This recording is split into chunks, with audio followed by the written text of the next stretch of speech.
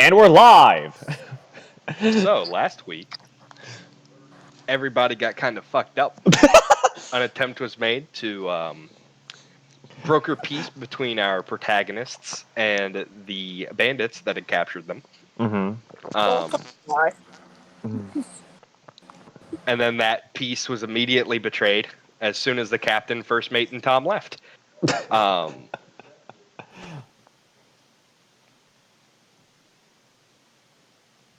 With the quick thinking of the Whistler and Talk, two tidal waves were expended to help cause confusion while binds were broken and people were freed. Lady Sheeved proved she is strongest there ever is by breaking chains. And Caliban perished in the arms of Kyoko after a quick save from Lady Sheeved to Talk. Perilous as this desert has proven, I think our protagonists have learned that there's always a bigger fish in the form of these sandworms. So, Kyoko. Yeah. Talk is unconscious. The bandit captain has surrendered. Lady Sheev and the Whistler are looking at the sandworm. I would like you to roll me a perception check. Or Roger attempt that. to wake up Talk. Oh, I can choose one or the other? You can choose one or the other. So, can I grab my 3 potions from the pile of shit here? I would say yes. Okay. I'm going to do that. Lady Sheep's looking okay. I'm going to hand one to the Whistler, Okay. keep one for myself, Mhm. and pour one down Talk's throat. Okay. sure. And which potions are these? Greater? Yes. Okay, so that's 44 plus 4. Do I roll for Talk as well, or can he roll for himself? Talk, go ahead and roll 44 plus 4, because I got to do it too.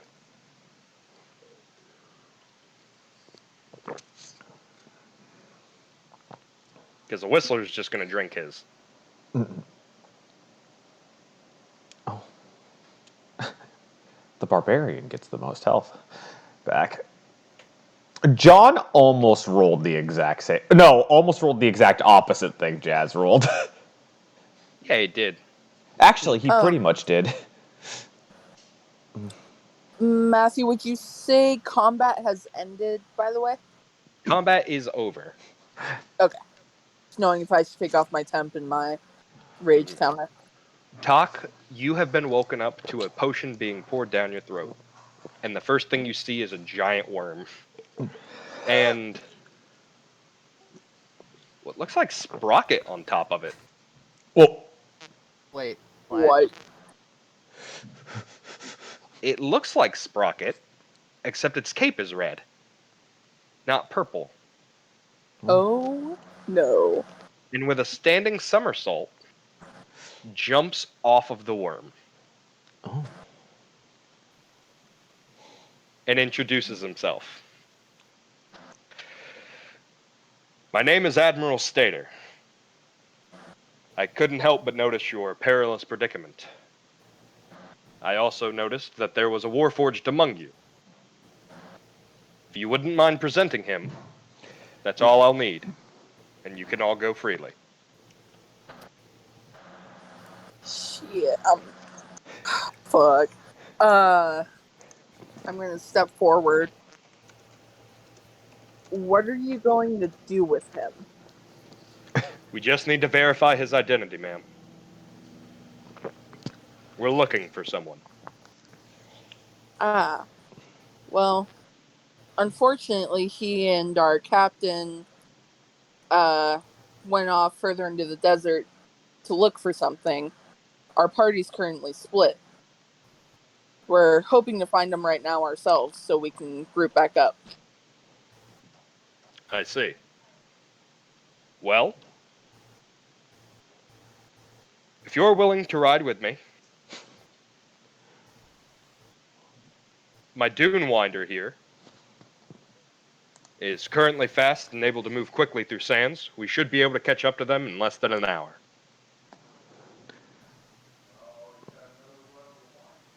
Well, I look back to the rest of the group. What If do you you need say? time to gather your gear, take your time. But time is of the essence, and I'd rather not lose the trail. Talk already and going to get his shit. Okay. Do I need to come up? So what do you guys say? I'm not seeing a whole lot of better options.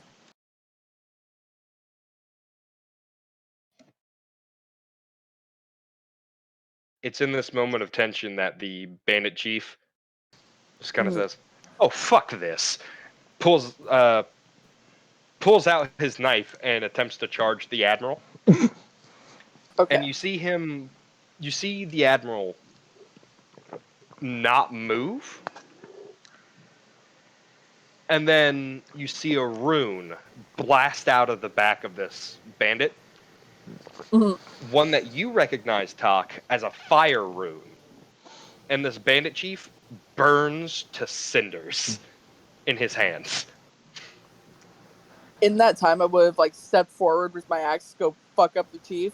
See the rune, been like, nope.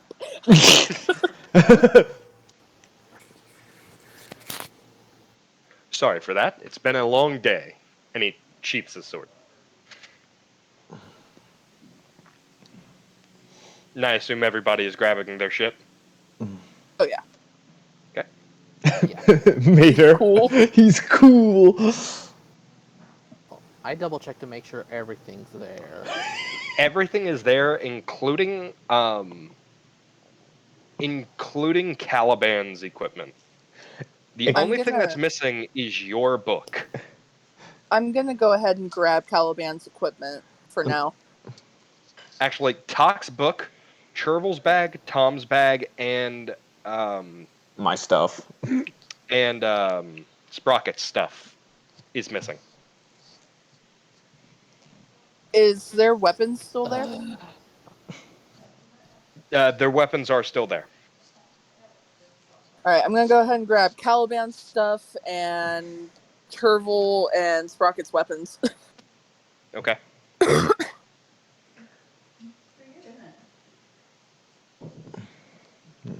And of And course, the my admiral is just waiting for you all. Well, since I don't hear any other objections, let's get going.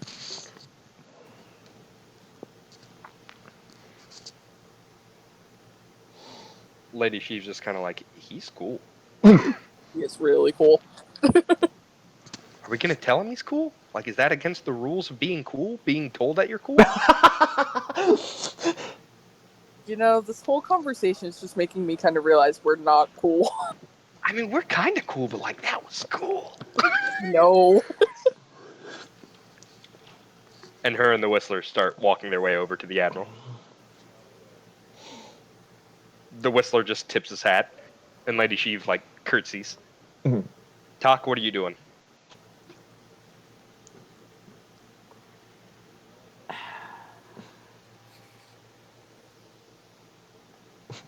I know you don't like it, Talk, but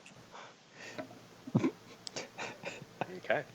I love that Mater took Talk's spell book. What? Yeah, you don't know that. Oh, that's so good.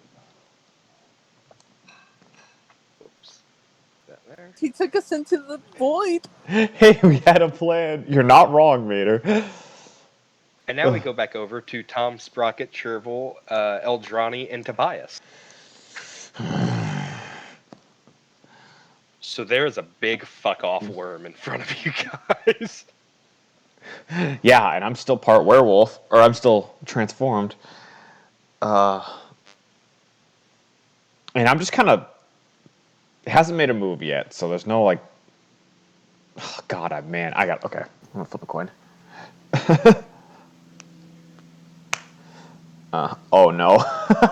I would say one person can be seen along with it. Oh. You mainly hear her sprocket Yeah, as I'm running at as the worm. she's flying alongside it. Kyoko makes an appearance. I like go into that like four-legged sprint that like a half werewolf would do, and as I see Kyoko, I try to stop, but I'm in sand, and I just kind of slide across the ground like a dog on hardwood. Like a dog trying to sit, just keeps going. Yeah. Okay. And I look up.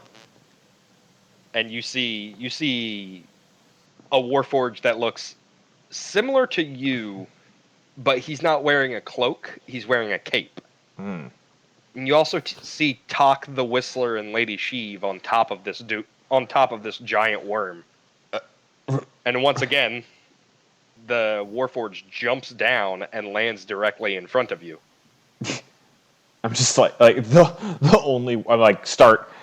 It seems that the situation has handled itself.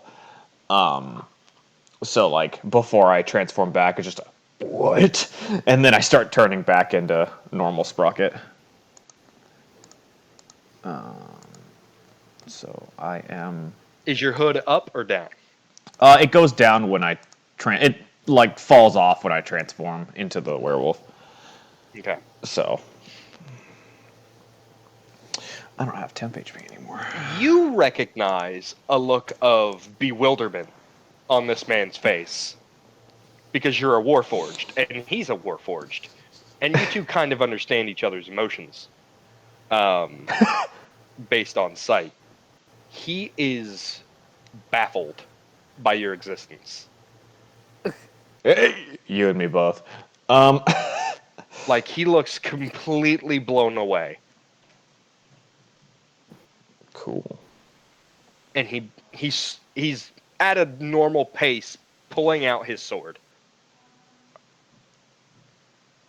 I'm like, And he plunges it down into the sand. okay. I kind of do And he gets down on one knee. I kind of just do like that step back guy because I think that he might be going for my foot because I'm not sure what the fuck's happening. He gets down on one knee and he bows his head to you. What? It's been 20 long years, Your Highness. We finally found you. What? I just kind of scratch my head and I'm just like, who are you? My name is Admiral Stater, sir. We've been warring with this graying waste for over 20 years in search of you. You've been missing for quite some time. No, I'm like 2 years. What? I only remember about 2 winters. I think that's when I was created. Well, yeah, that is when I was created. No, sir. You were created, I believe, 120 years now. Your reign ended after the 100-year mark. You went missing.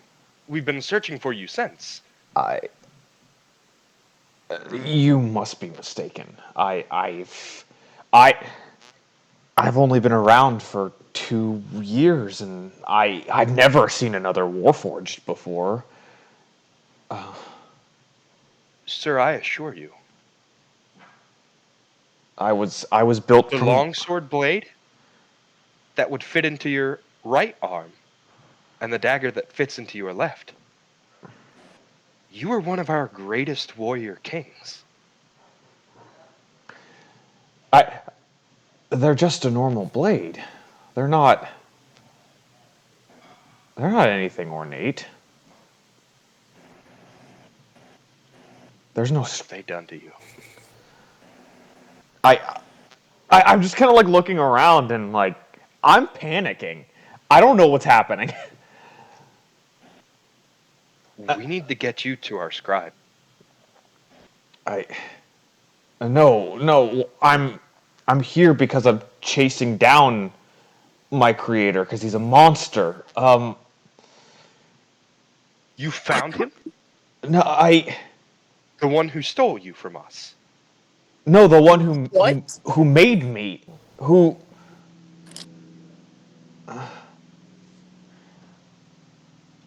Define made you. ever since I can remember, he'd called me his greatest creation.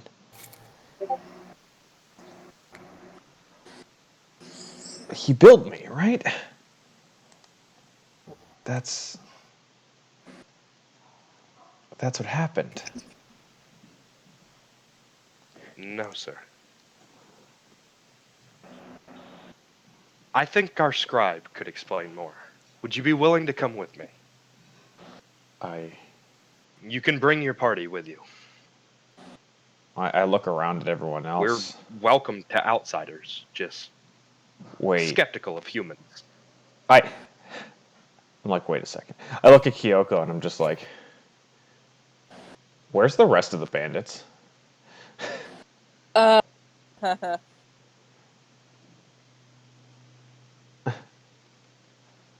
What? Mostly dead from when I arrived. Wait. Look, before you say anything, Captain, I didn't start it. But From what I saw, it was the little one and the other was started things. where's The Caliban? two tidal waves were what caught my attention.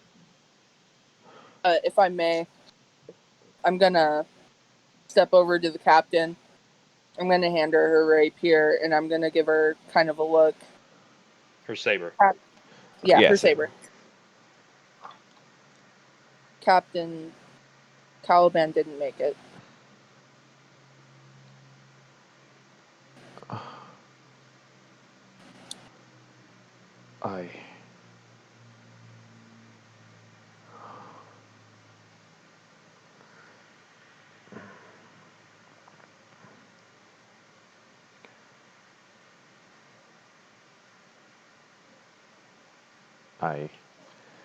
I see.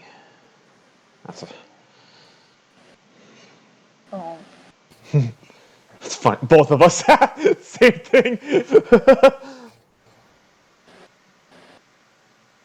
Yeah, where is? She fought bravely for how bound she was.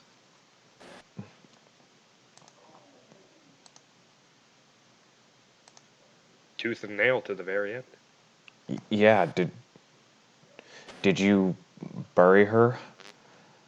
We didn't have time. I arrived as soon as I could. I must have interrupted something. I'm truly sorry.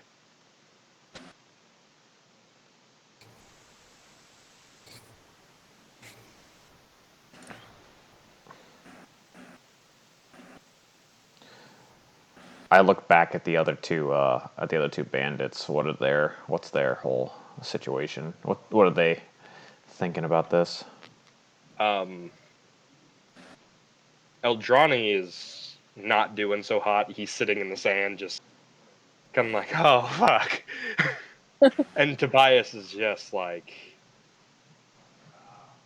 am I gonna die? Are you guys gonna kill us?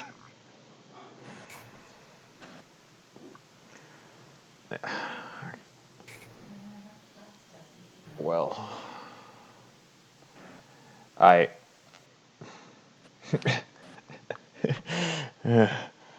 I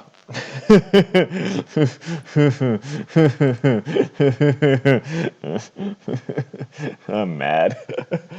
I'm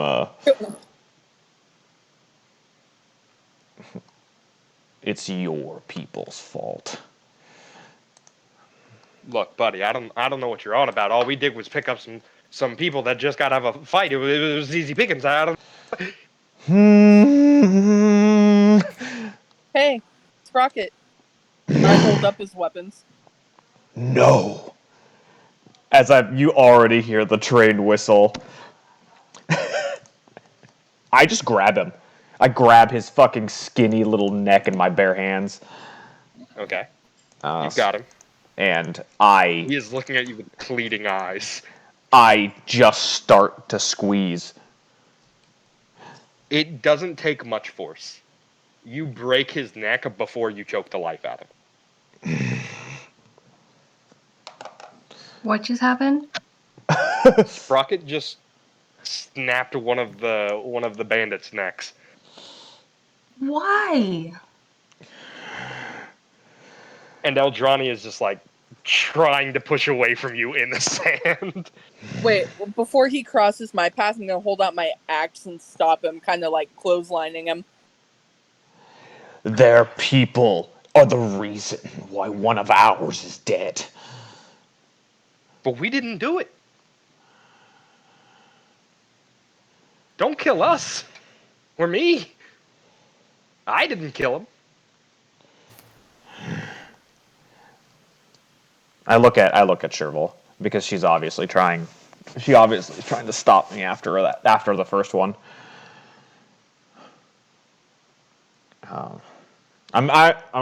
What's your opinion on this? I'm waiting.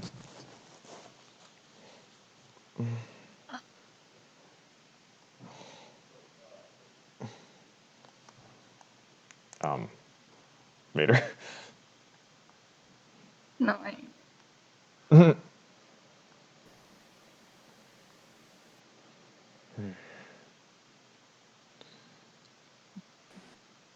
Let him go. And I, with a shake and a snarl, shake of the head and a snarl, I turn back. Whatever. Tom puts a hand on your shoulder when you turn, by the way. Mm-hmm. And he's just like, I know.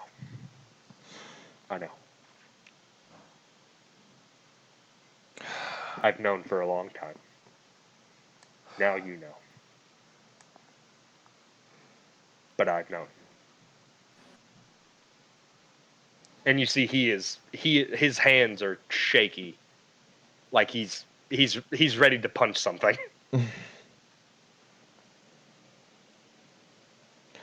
I look over at the captain.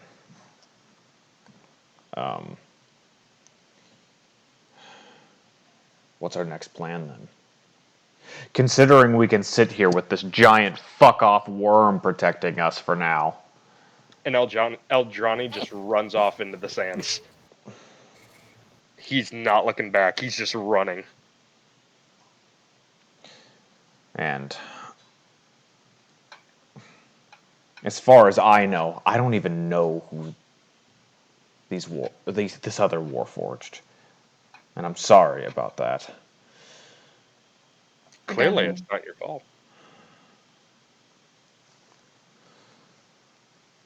If I and can make Shrivel starts walking away towards back to the sea. Kyoko, you had a suggestion? if we've got the worms protecting us for now, we're all looking really rough. We could use a rest. We could use a safe location. I have a place I can take you. And if you would like to go bury your dead first, we can certainly go back. I think we need to. We need to do that Okay. first. Okay.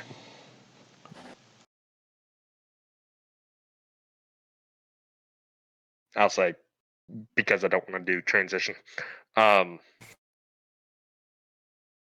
You all make it back to Caliban's corpse. And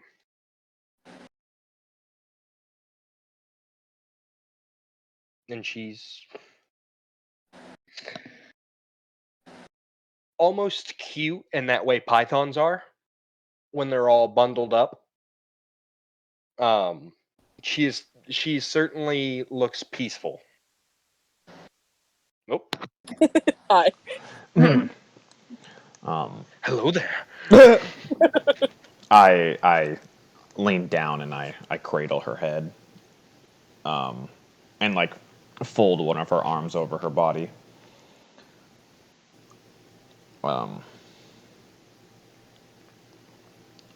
Doc, would you like to join in the formation? She's not gonna bite you, you little rat.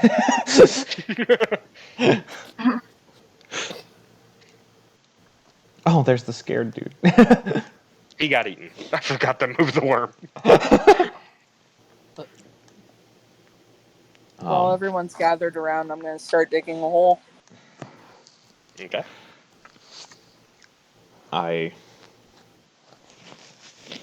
You were a strange one, but in that way that is oddly charming. And I feel like I could have called you friend. This was a task that you asked of me, and I tried to fulfill as much as I can. And yet, it didn't matter because, in the end, we lost you anyway.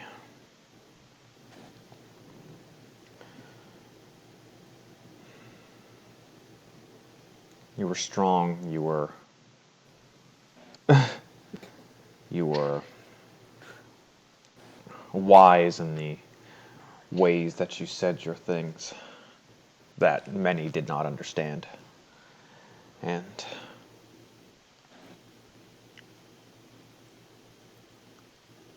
I don't know if things would have been different if I was there, but I wish I could have done more.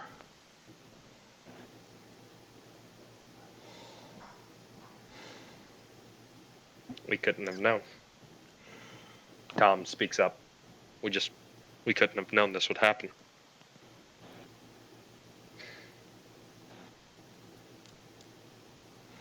And I'm sure Tak and Whistler and Sheev and Kyoko did their best. I know they did.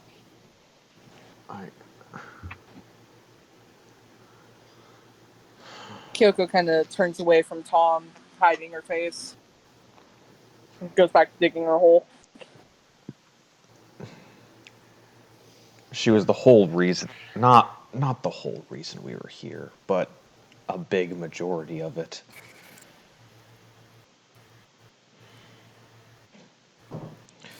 And as much as everything seemed to be just so perfect, there's someone else who we care about that's also in danger. I don't want this to happen to them.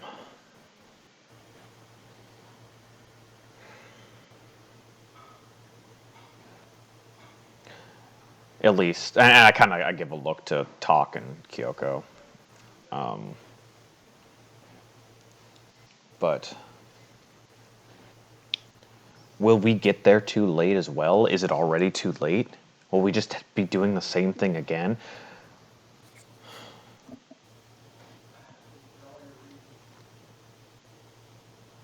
Remember, they need that sword to do anything to him. Right. They need him alive for now. Tak, do me a favor. Roll me a D100. Oh shit.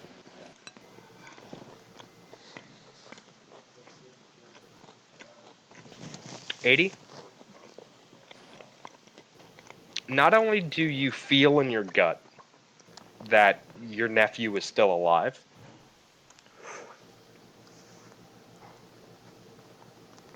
you feel he's getting healthier.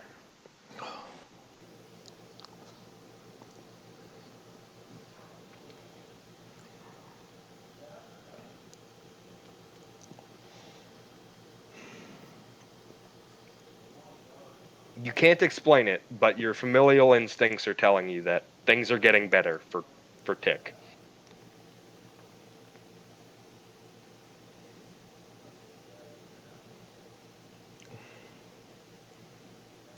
Jazz, once you dig a deep enough hole, I lower Caliban into it gently, and I kind of have to coil her head up a little bit. Everybody joined you.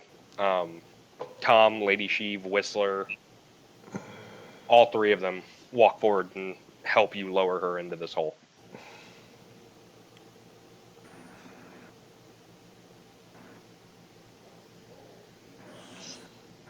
Captain, should we lay her equipment to rest with her as well?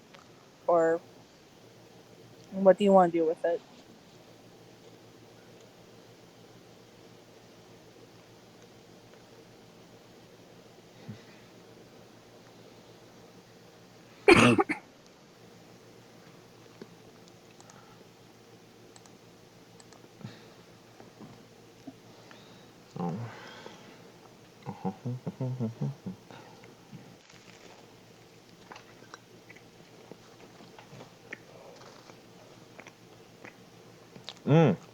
What does she have? What kind of equipment does she have with her? So in her equipment, she had an Alchemist Kit. She had her dagger, which looked like a sacrificial dagger. It was very jagged and had weird holes in the blade. Okay. And a small hole in the hilt of the blade itself, along the pommel twisted off, and there was a place for you to add venom. Oh. This was a dagger of venom. Okay. In addition to that, she had her shawl that she wore on her. And she had 50 gold pieces from that time you paid her after she joined the crew. Yeah. And she had 3 vials of blood, which you know to be poison. She had a potion of fire resistance, a potion of cold resistance, Oh my god. and a potion of greater healing. Okay. So there's a few things we should keep.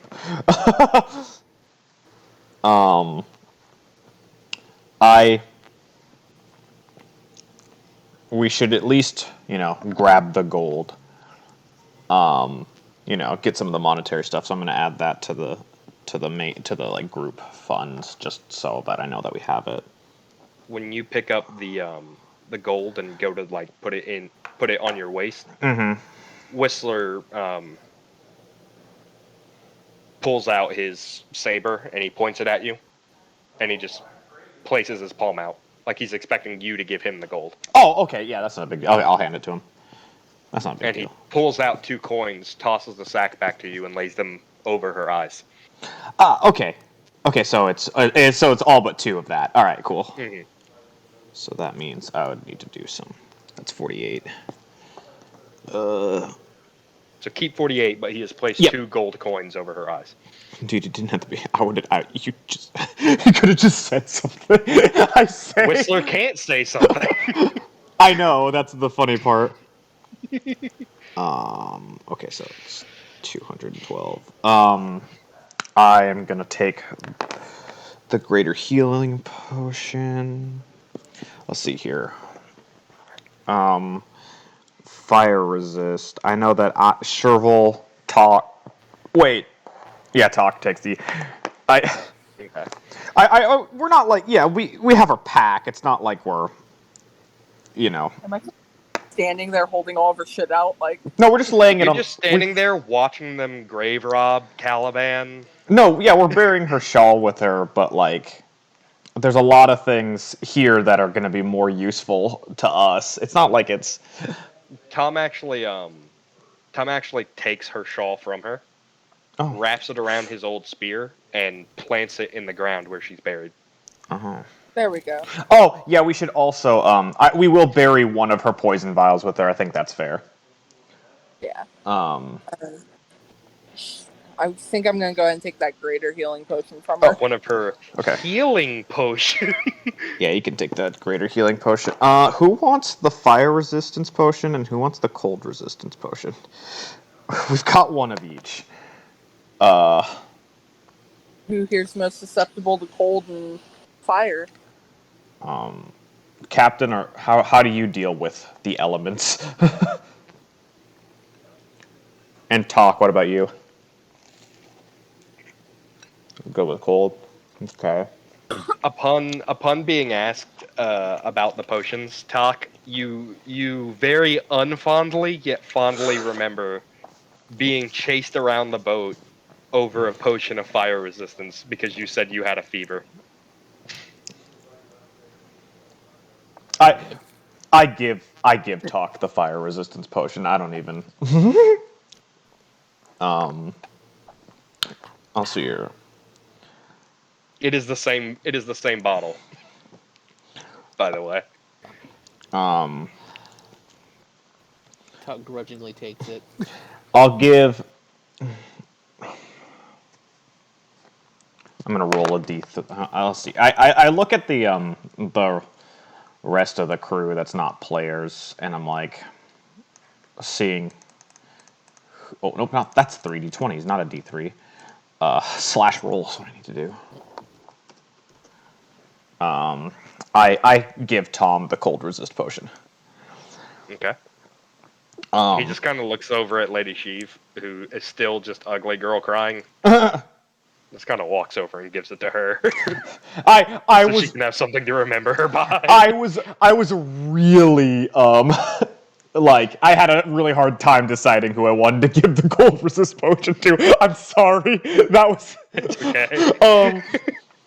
I was like looking around and like everybody got something of hers except for the Whistler and Lady Sheev, and was like, That's fair.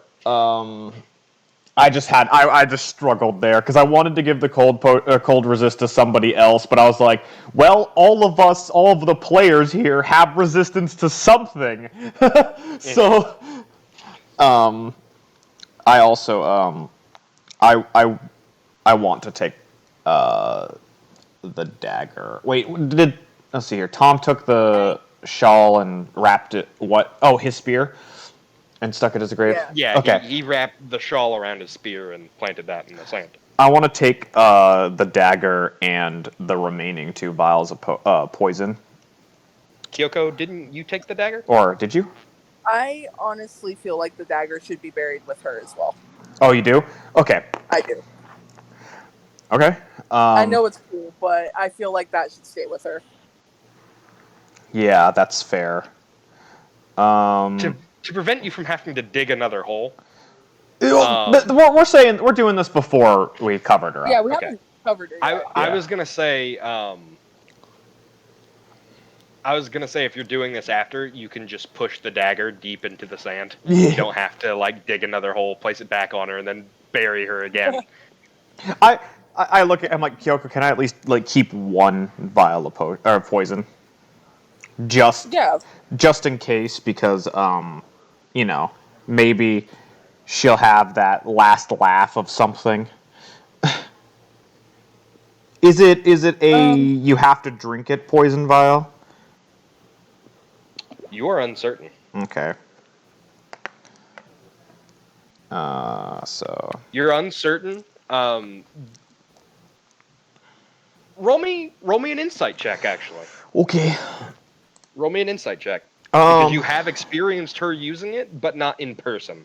Yeah. So I'd like to see what your assumption is. I got a perfectly average assumption.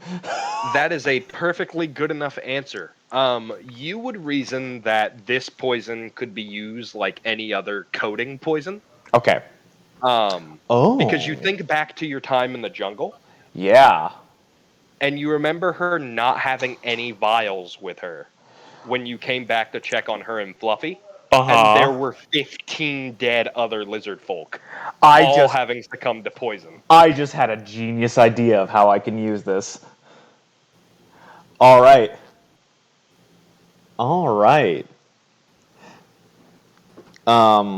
Anyway, but I'll keep that to me for now. How many uses is it? It would be 1 if you're coating your longsword, Okay. 2 if you're coating your dagger. There's one other weapon I have, and that's what I'm wondering. And if it's your claws, then I would say it would be 1 use because you're coating both your hands in it. Okay, I get it. That's fine. Mhm. I will. And it's a one use poison. Yep. That's what I And was I would wondering. like you to mark the damage down for me. Oh. Right. 8d6s. How long does it last unless before I hit somebody? As it is sealed. No, I mean or how after. long does it last after you've uncorked it and Yes. coated? Yes, after I've coated. It lasts until you hit somebody, or an hour. That's what I was wondering. Yeah. Mm-hmm. Did her poison get stronger? Holy shit. Well, it'd be weird for her to be carrying around just vials of her blood, right? Yeah. And she had the Alchemist Kit with her, right? Okay. She's made it a little stronger. That's what she thinks is a healing potion. She was prepping to heal you all. She made 1 successfully. Oh without no! the light vial. The DC for her to turn her that I'm rolling behind the scenes, her DC to turn her blood into a healing potion was 18. She only succeeded it once, and it was with a natural 20. That's really funny, actually. Mm-hmm. I love Caliban so much. This is really Very sad. interesting NPC. This is really sad. Very interesting NPC. This is genuinely sad for me. I'm so sure. But I think it's time, we cover her after we get all this figured out. Mm-hmm. Then go ahead and cover her back up.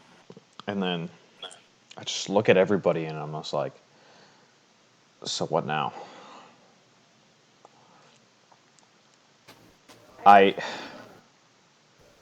As much as she was the main reason why we're here, I would feel bad to let her own progeny die as well.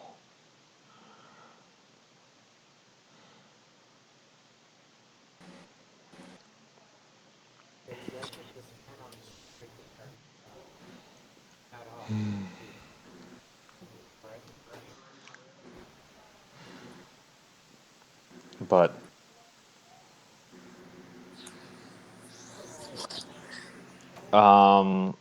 we're kind. How far inland are we from this point? So at this point, it took you guys about an hour to row from where you were in the ocean to the land.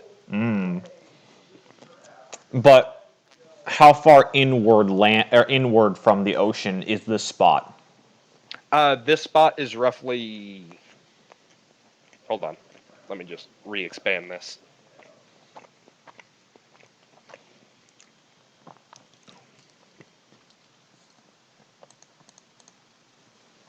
That far.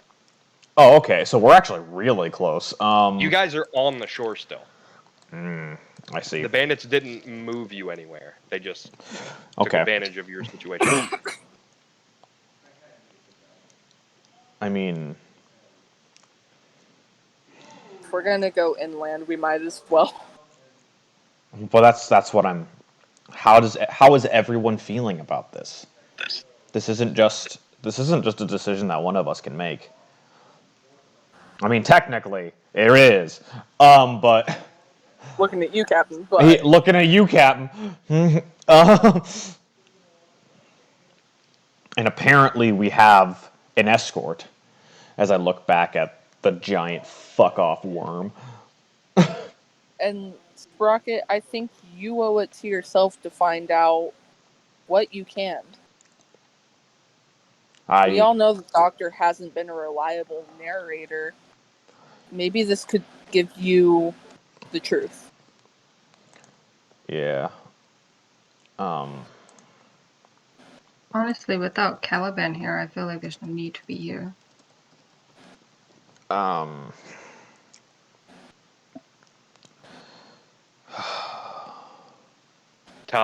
kind of pipes up. I'm kind of the agreeance with Sprocket on this.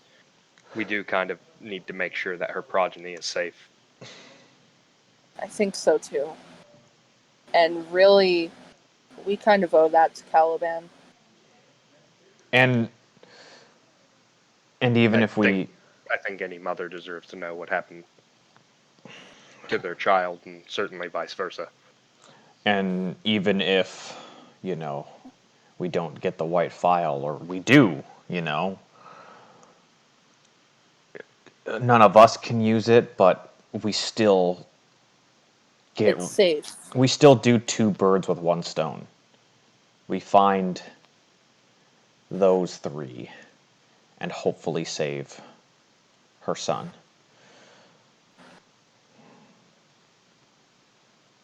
And we could bury the white file with her. It was always hers. Yeah. We could. And Caliban was part of our crew, meaning she was part of our family. We owe it to family. Meaning her family is part of our family. We owe it to family.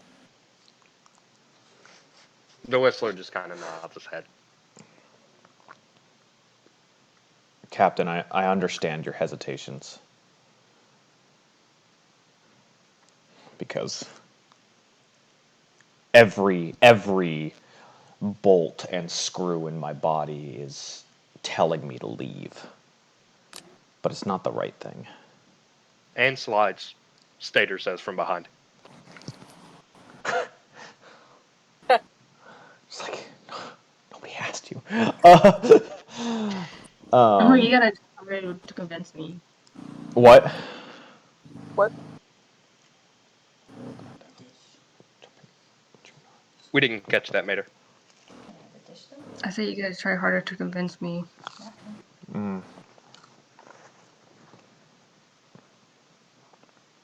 If... Well, if it's any consolation, you all can leave, except for him. And he points at you, Sprocket. Not until we get answers. I... And Is clear this up where he this. belongs? Well, he belongs with us in Eberron, but as of right now, this is where his people are. At least his most loyal subjects. This wasn't And when... 2 of his royal guard are here as well. This wasn't when I wanted to look for my people. I still have a task I need to complete. Well, we found you, and to be fair, sir, we're not giving you up again. Well, you can follow my ass. Very well. Let me let the others know. I really don't see the harm in going and finding out more before we decide on something, though. Captain, if you died, I know that you have the people that you would want to give the ship to. But if you died on your mission, wouldn't you want somebody else to complete it after you were gone?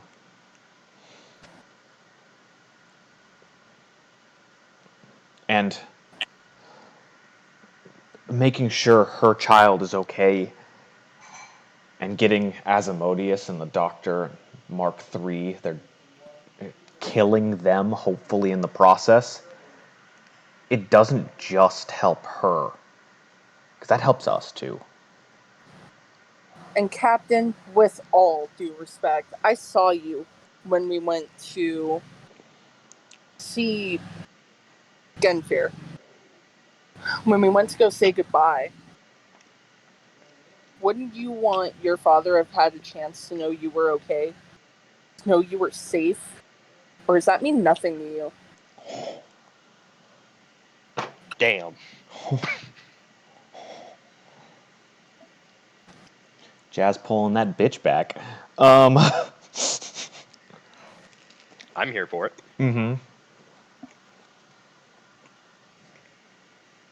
I know personally I'd give anything to let my dad know I'm okay.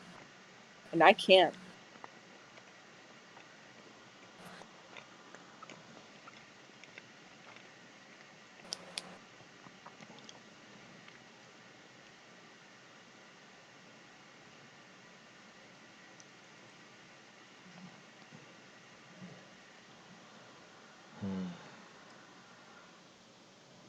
River looks up at the crew and says, "Hands up if who's on deck on continuing this."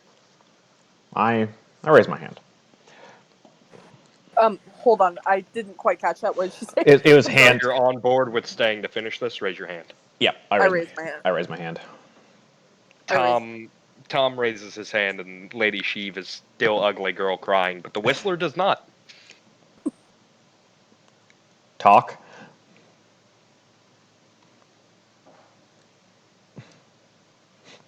Fuck. Wait, let's see here.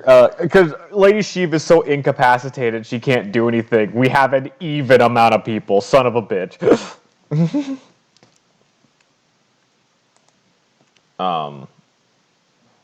Oh, John, I can't hear you. If you're speaking.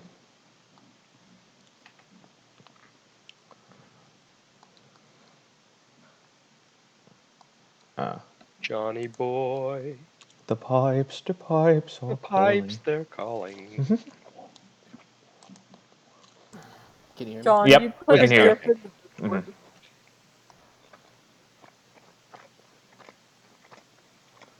Yes, Are you hands we down can. or are you hands up? Talk. Yes, John, we can hear you. Hello? Yeah, we can hear you. Yes, John. I don't think he can hear us. You might need to disconnect Discord and reconnect. Oh, you did. Talk raises it halfway. Halfway. Yes, we can. Can you hear me? Yeah. Okay. He Still counts as a hand I raise. can hear you. he raises it halfway. Oh jeez. Yeah, that still counts.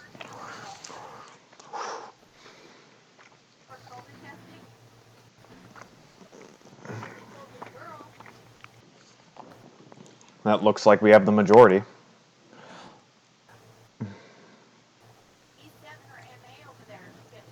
You look down at Caliban's, where Caliban is buried, and then looks up to the crew and says, "Those who didn't raise their hand, I order you back to the ship." Oh. Oh. The Whistler walks over and grabs Lady Sheev and begins to escort her back to the beach. And I give the Whistler, before he heads out. I give him the bottle to summon Noble. Noble, okay. Uh-huh. And then I tell the Whistler, when you get back to the ship, you tell Kelsimo if he's in. If we'll be waiting here till the next day. If we don't see him, we're gone. He nods and gets back in the boat that was still there. Mm-hmm. And begins to row back. And if you guys are waiting here on the beach, then Well, we kind of have to see if we have a new. I mean, I don't think it's any hard it's no hard feelings to those who don't want to continue. I get that. No, Yeah. I don't want them to, have to risk their lives. Yeah, no, it's pretty much just Yeah, it's fair. If the majority of us want to go, like we can go, and then the people who don't want to can go back and stay on the boat. That's not a yeah. I look at Sherville and just thank you, Captain. and it takes an hour. Exactly an hour. And a door opens up between you all and the Admiral. And Oh, Thel and Calcimo step out. And Thel is looking around desperately like, where is she? I point to the ground.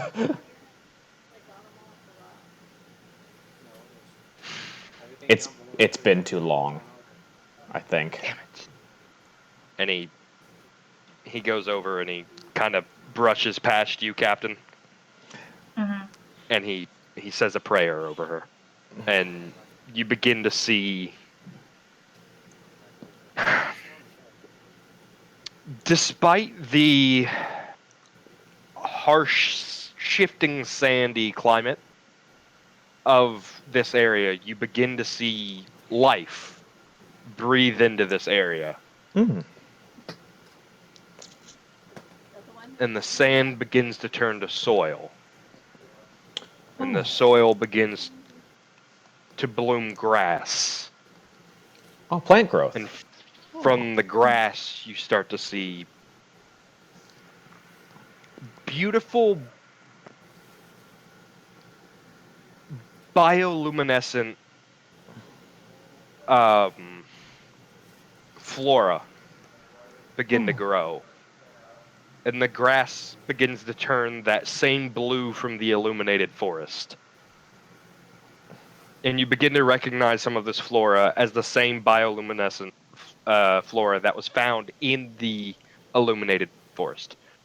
Yeah.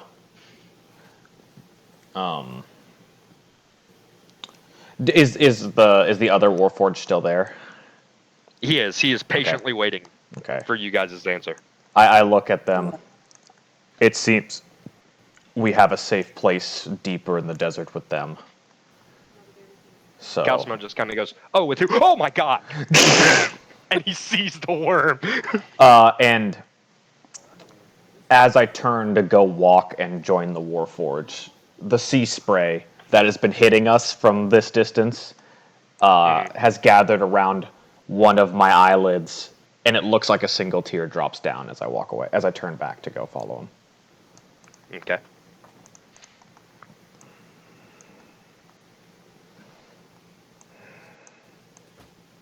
Okay. Actually, I kind of want to hang behind the group. I don't want anybody to see me kind of crying. Oh. Okay. Since Talk is BRBing, he's gonna go. Calcimo is frozen in fear. I look. It's fine, apparently. And Thel just kind of walks up behind him.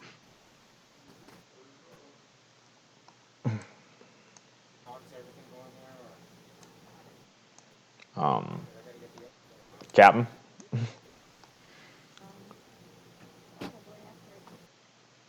He follows. Okay. And are you all ready to go? Yep. Sounds good. You know, you should probably give Talk his spellbook back. No, What? No. not yet. No! Why not? I have my reasons. I love it.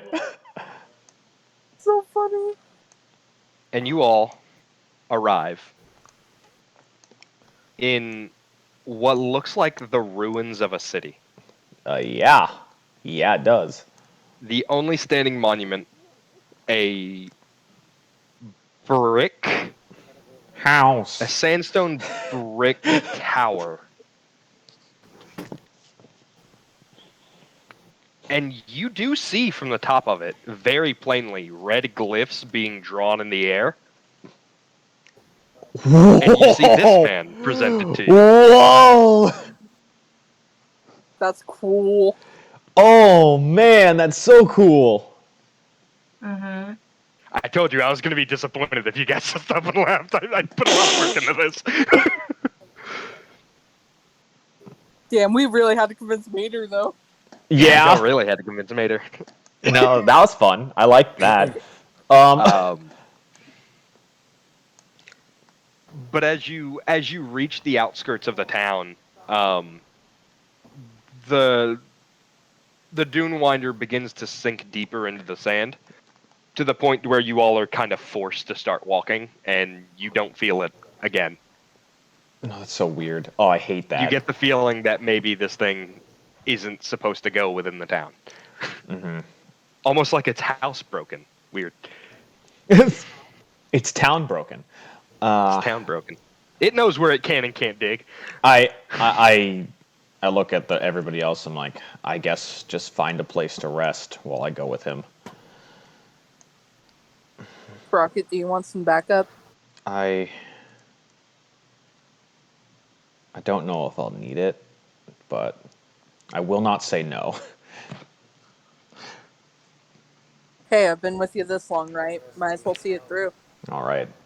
Do that. We do that predator hand grasp. Yeah. I want you and I want Talk to make me perception checks.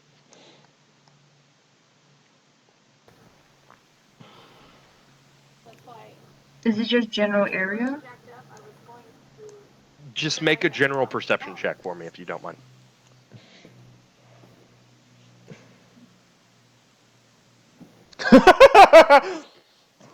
Talk, you miss it. Chervil, there are tears streaming down Calsimo's face.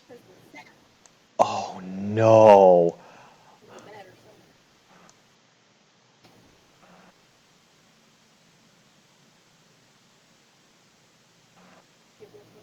And he's trying to hide it. Like, Sprocket, you don't even hear it. But like you don't hear the shakiness of his breath or anything, and you don't catch that he's shaking. Thale doesn't even see it, but Chervil, you catch it. Just out of the corner of your eye, there's a shimmer over where Calsimo is, and there are just tears rolling down his face, and he has stopped moving.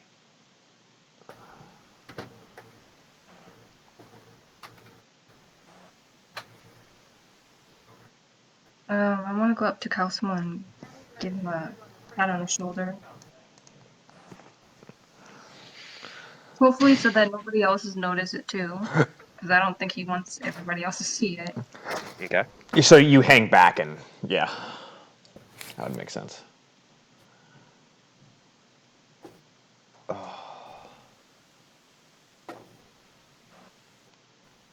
What do you say to him? Or just, there's nothing you can say. All right. Well, then I guess as we're walking into town, I look at the other Just Warforged. gotta cry it out. Yeah, I look at the other Warforged and I'm just like, what happened here? This was where they opened the abyss. You When we mean began our search, the people of this land grew more and more hostile to what they didn't understand. They began to attack us, and in retaliation, we defended ourselves. To what I personally believe was overkill. The general wouldn't see it that way, though. He justified it as our grand search for you. But war has broken out between the two countries, and in their retaliation to us taming their beasts, they found a beast we could not tame. Many from the abyss, actually. And they have weaponized the abyss against us. This harsh landscape has been nothing but hell since we have arrived. We've lost a great many of our nation here. This was the Battle of Worms and Dax. And this is all that remains of the town of Elantria. Calsimo never said the name of his town, did he? Nope. Okay.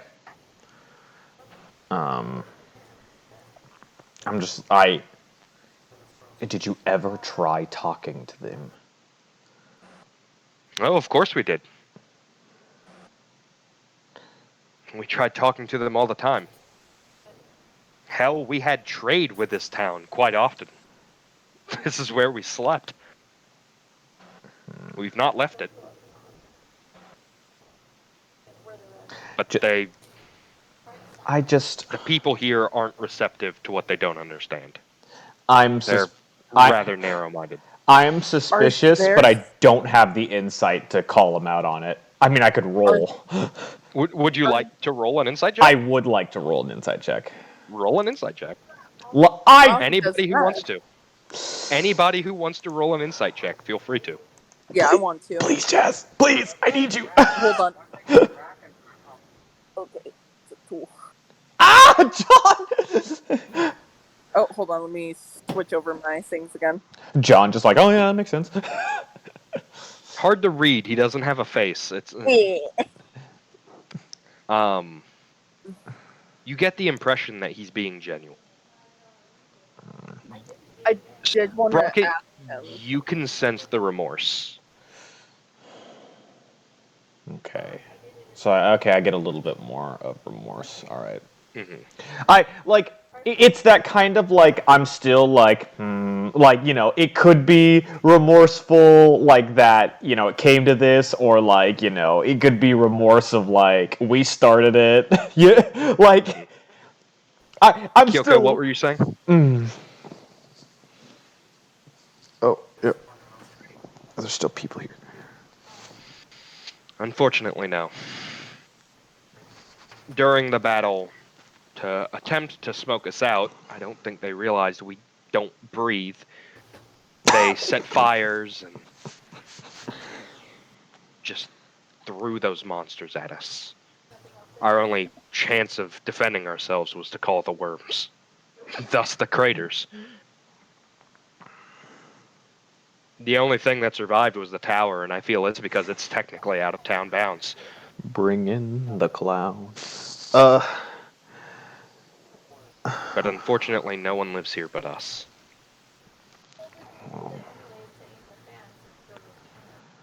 I guess you wanted to find answers, so yeah, everybody else Turned the town into a base camp and have been here for the last 20 years as its final bastions. everybody else should find a spot to rest up while I guess I go find some answers.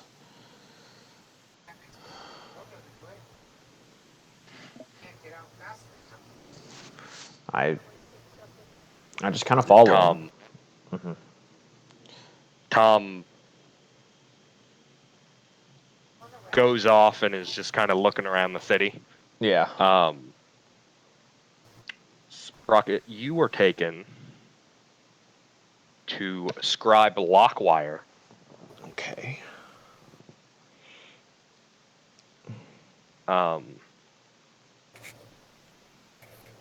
Chervil Calcimo just puts his head on your shoulder and is Aww. sobbing into you. He is a mess right now. I just want to let him know that there's no words to make this any better. I'm sorry.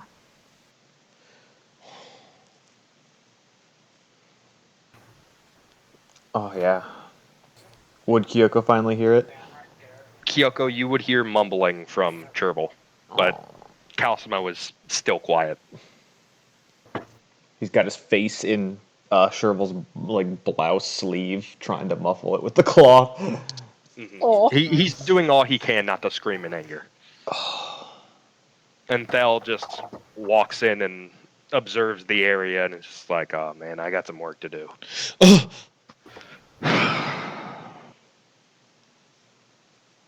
I'm gonna fly to the top of this arc and overlook the town.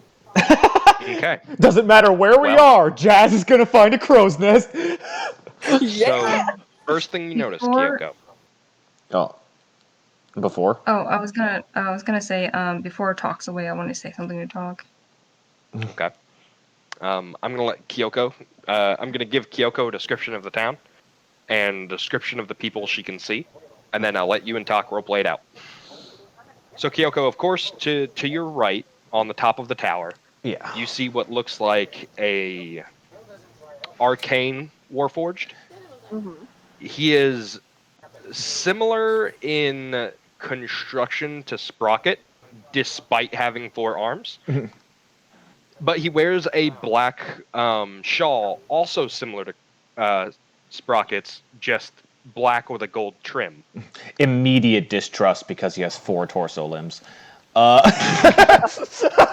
You also see lurking in one of the dilapidated buildings is another warforged who appears to have made himself look a little more human holding what appears to be a lance, or not a lance, A glaive? a glaive like weapon. Right. If you had to guess, you would say he's probably an infiltrator of some kind, maybe a rogue. You also see what appears to be a nerdier looking Warforged. Like, you look at this Warforged and you go, God, what a nerd. Oh my god, he is a nerd. God, he's a nerd. And you also see another Warforged off on the northern end of the town,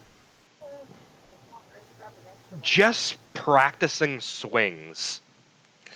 He looks a little more damaged than some of the others, but his armor is much more ornate. This is some of the 4th edition art. That's cool. I like that. You see Tom over by the ruins, kind of near where that ornate-looking guy is, in between the ornate guy and the rogue. And you're just kind of like, he might get stabbed. And I'm here for it. No, Bell is just kind of looking for life. Sprocket and the Admiral seem to have gone over to the nerd. But the one that you all spotted earlier that was drawing runes in the air is still just doing that. Like, he's been doing that since before you got there, and he's still doing it. Interesting. Oh. Huh. All right. And now we'll shift to Chervil and Talk. Chervil, what would you like to ask Talk? Or tell Talk? So I know I'm with Calcilla that before Talk walks away, I want to gesture him, like to come to me before he goes. Okay. Talk, And then, you're just over by your captain. And then I take out Talk's book, and I hand it to him, and Shrivel says, I know you, I saw you had your hand up, but not fully. And I don't know if it was the right thing to come here in the first place. Sorry. And I give him the book back. Sturble is just at this point where she's not even sure if this is the right decision to still continue to stay. But, you know, something in her is pushing her to do it, so she gives the book back to Talk. Yeah, you have the exact before he goes off and, explore, look around. Yeah. Okay. I love. He knows maybe Talk is not even sure if Talk wants to be here too, but maybe it's for the group. Who knows? I love how Talk, you can't help but see that Calcimo is weeping while being handed your book, and your uncertainties of being here are beginning to grow a little stronger. Seeing that a lot of the reason you guys even came here in the first place is gone. Okay. Or presumed gone.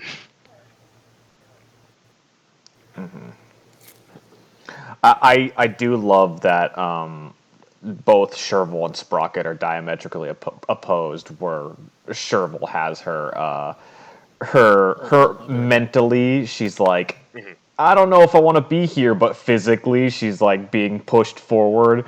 But Sprocket's like physically like, I want to go back, but mentally it's the right thing to go forward. Okay. And I would like everyone to take a long rest and to level up. So if you wouldn't mind pausing the recording here, Jacob. I mean, it doesn't really. Just because I've got a few things I have to go through. Okay. Yeah, I've got a few things to level up. Talk, long rest, level up. Oh man. Oh. Yeah. Okay, but what I was gonna do, but I couldn't really say it because Well, my we parents could- were talking. Okay. So, Kyoko was just looking out over the town, Mm-hmm. and after just like that silent treatment talk gave Shrivel, in about 10 minutes, if she's been paying attention, Oh. which I don't know if she would. Would Kyoko have paid attention to this? I don't know. Say so. Probably.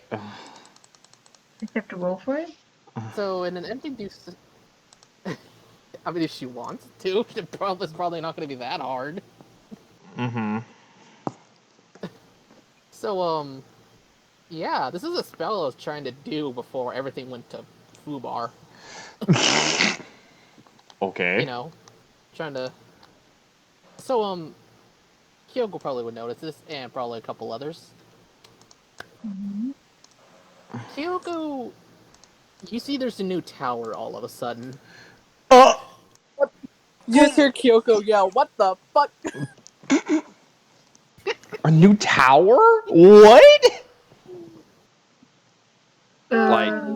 Like this tower, or is it different?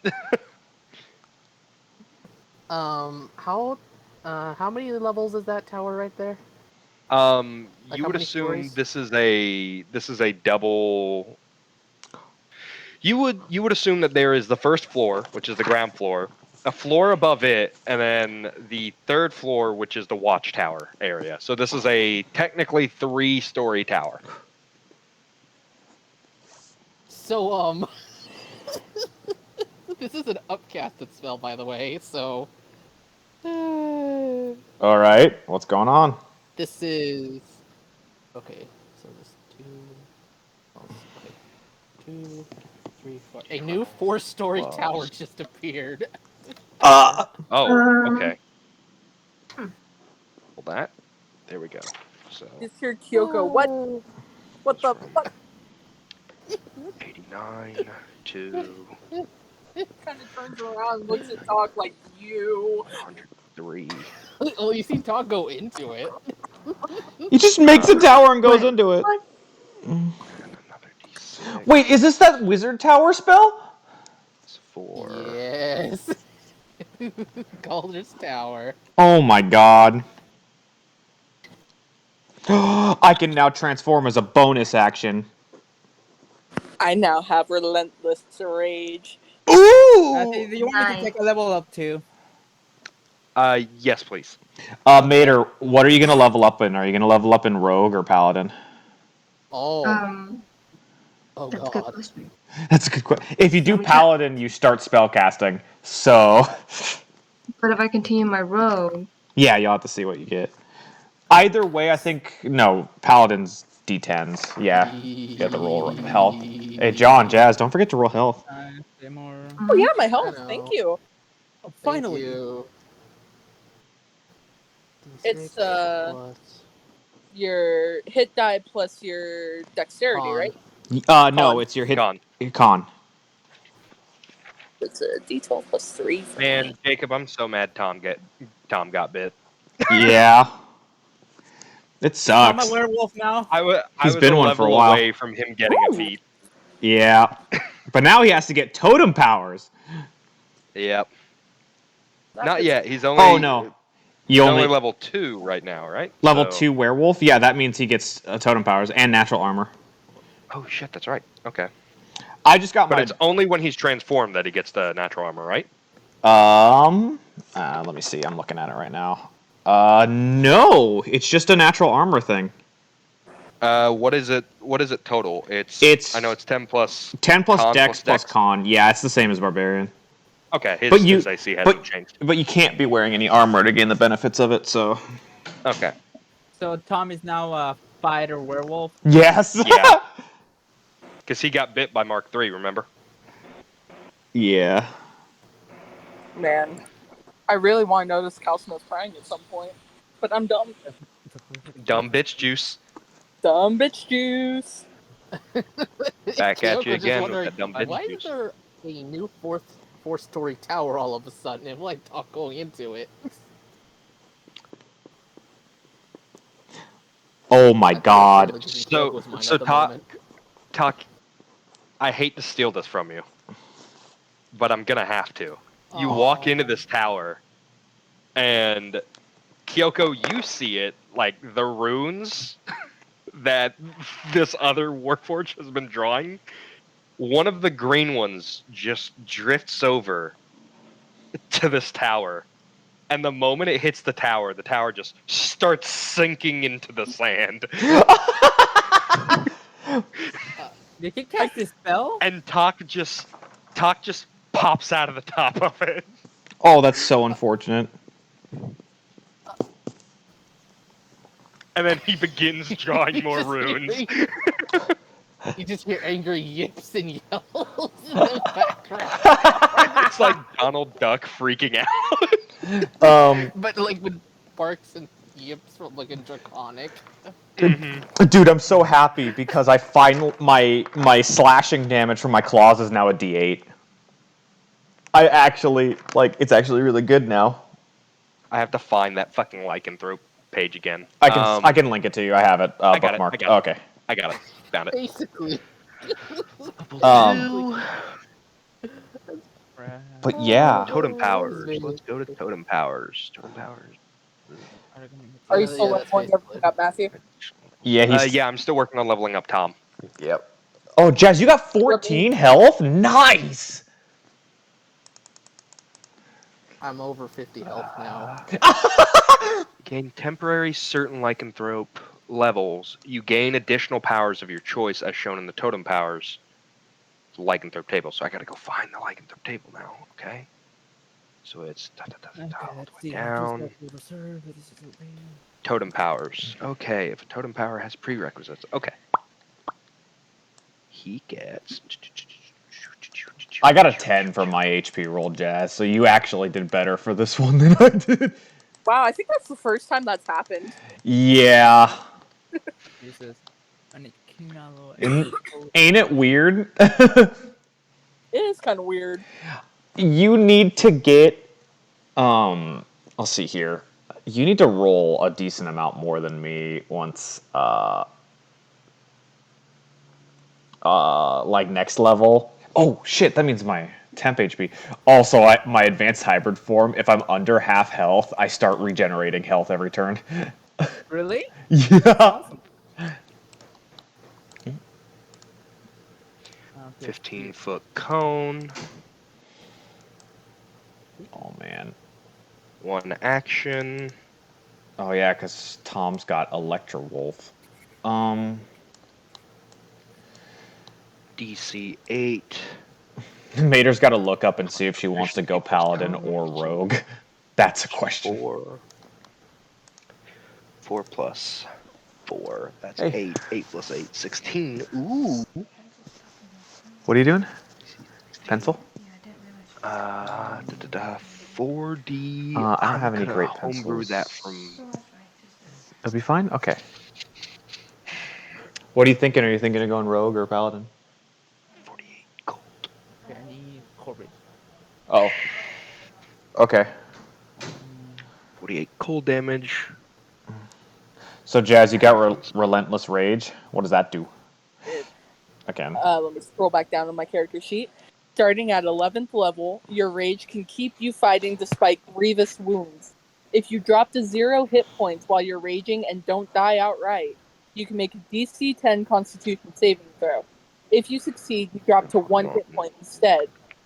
I can use this feature multiple times. The DC increases by 5 every time. Yeah! When I take a short or long rest, DC resets to 10. Oh, that's so good. Yeah. So you can essentially say, I'm not dead. Yeah, basically, I didn't hear no bell. Yeah. Or if you want to go Monty Python, I'm not dead yet. So Mater, if you're back at your computer, for Rogue, you don't get any swashbuckler stuff. It's just your sneak attack damage goes up by 1d6, and you get reliable talent. Be right back. Yeah. Oh, yeah, because reliable talent means that anything you roll that isn't, or Whenever you make an ability check that lets you add proficiency bonus, anything that's a 9 or lower is a 10.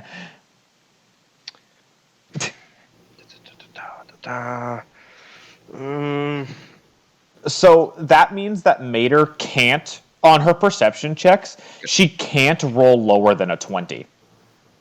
Ooh, nice. Because it's her die roll that counts, not the bonus. That's so good. Okay. Level 2 Paladin, I think that's fighting style and spellcasting. If I'm correct. John, what did you get? Did you get anything special other than spells? Nope, just spells. Just spells. Oh, and Mater gets Divine Smite if she wants to go Paladin.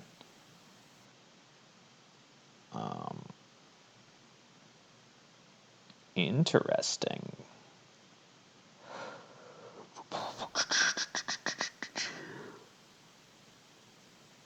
Well.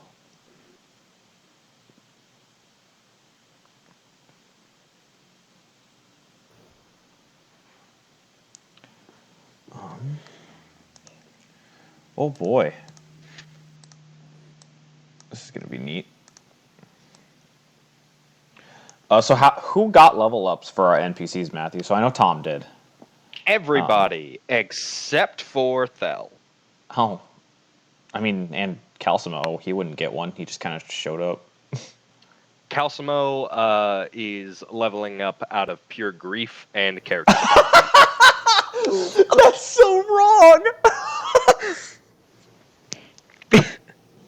That's so fucked up, but I love it. Okay. All right. Man. Well, that is everybody's levels correctly. Mater hasn't fully picked whether she wants to go Paladin or Rogue. You can unmute yourself, Mater. Also, Calcimo did stuff between your last level up and when you guys made it here. Right.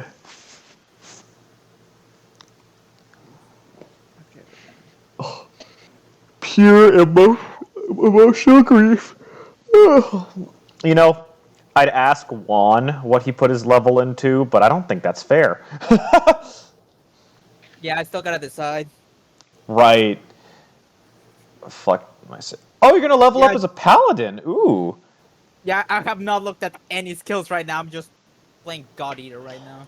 So, Mater, do you need a spellcasting sheet? I don't have any spare ones. I might have one in here.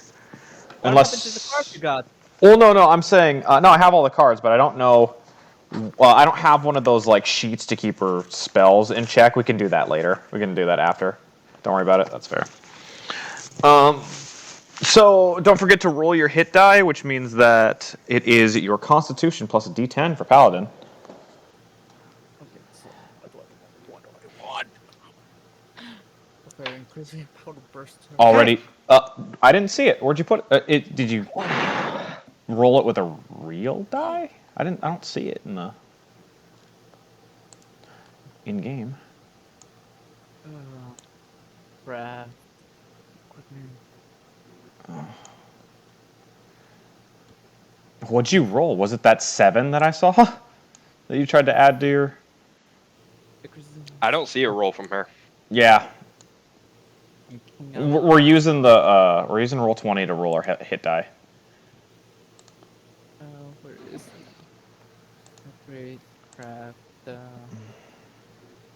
what's the craft die? I saw she tried to add 7 to her character, but it was all fucked up, so.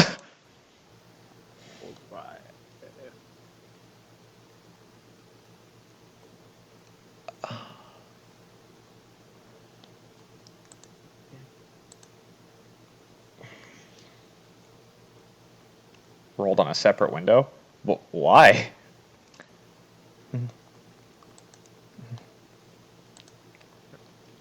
Don't worry about it. I don't. If she says she added it, she added it. I mean, I trust her. Was it I trust that? her not the goof. No, I do too. I'm just wondering, was it that 7? Mater, unmute yourself and just speak to us. She doesn't want to hear us anymore. We don't talk anymore. Dun, dun. We don't We talk don't anymore. talk anymore. We don't talk We anymore. talk anymore. Like we used to. Mater, are you that upset about the rubber band? No, That she's is- just devastated by Caliban. Hey, Mater. So, Mater, did you get? Oh my gosh, no one is not the rubber band. Was it the Was it that 7 that you tried to add to your character? Was that what you rolled? Yes. Okay, yes. Yes. You have to go into the settings of your character. So I got it changed for you. I have control of your character.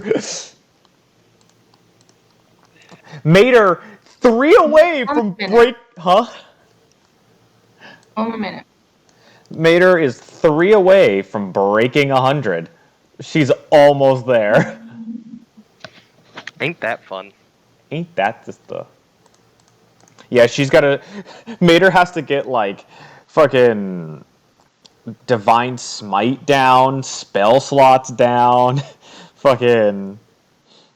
Figure out what her fighting style is. Well, spell slots are pretty easy because you have 2 first level. Okay. Hey, just to double check, did we get healed or we didn't? Did we get what? Healed? Yeah, you get healed on a full... No, healed.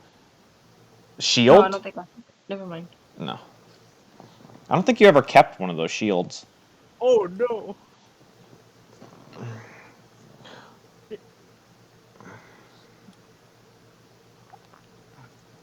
Which fighting style are you looking for? Or looking at, Mater?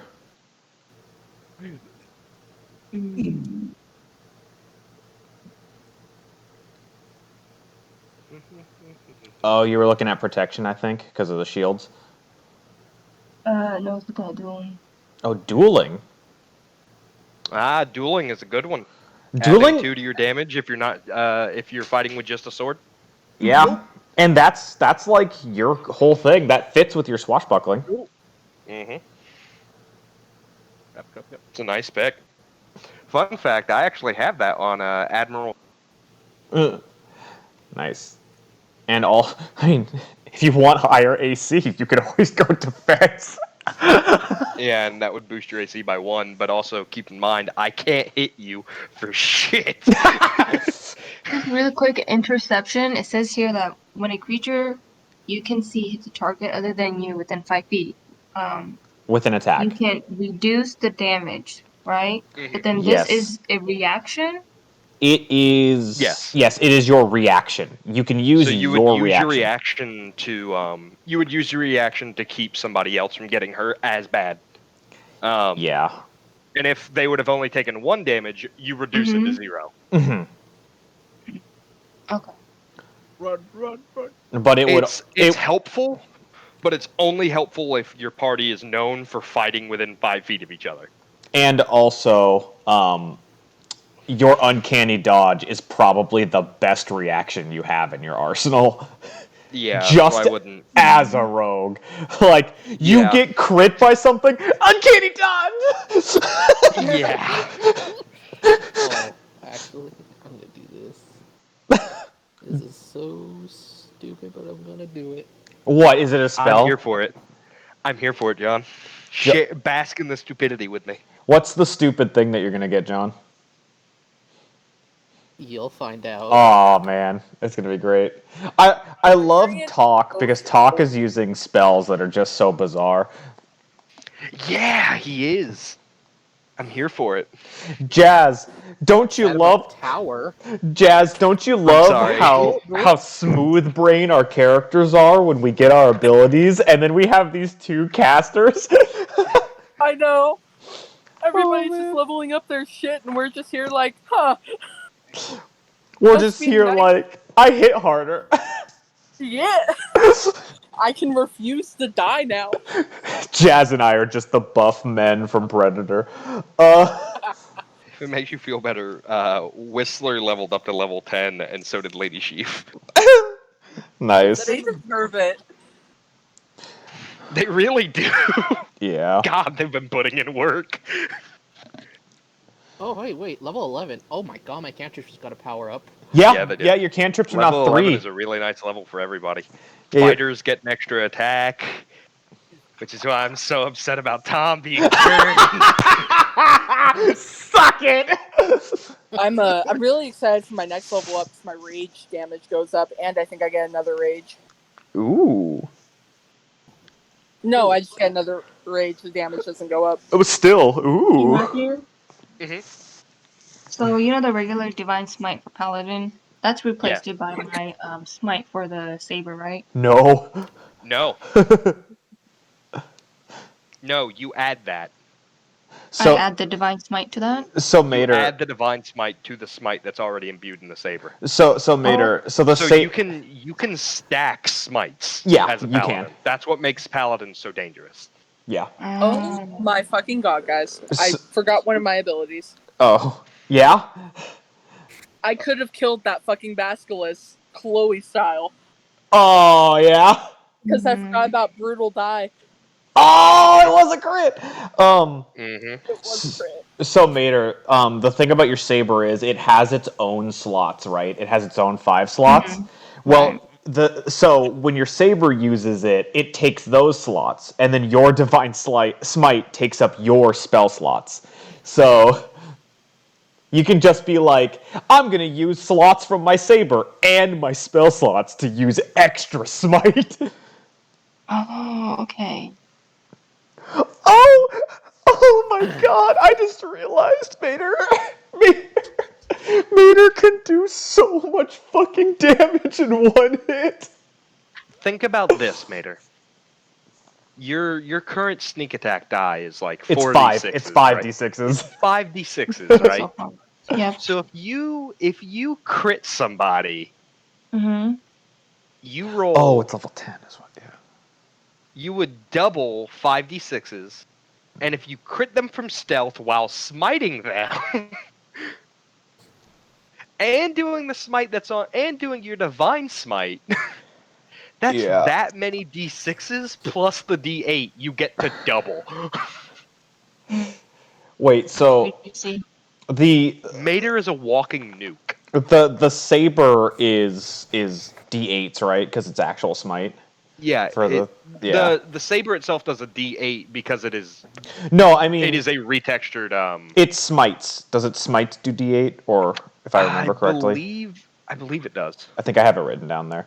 So Mater, you do your d8 at plus your dexterity mod as your saber, and then if you do all of the fucking slots on your saber, you do 5 more d8s plus an Right. extra d8 from using a spell slot divine smite because you only have level 1 plus your sneak attack damage.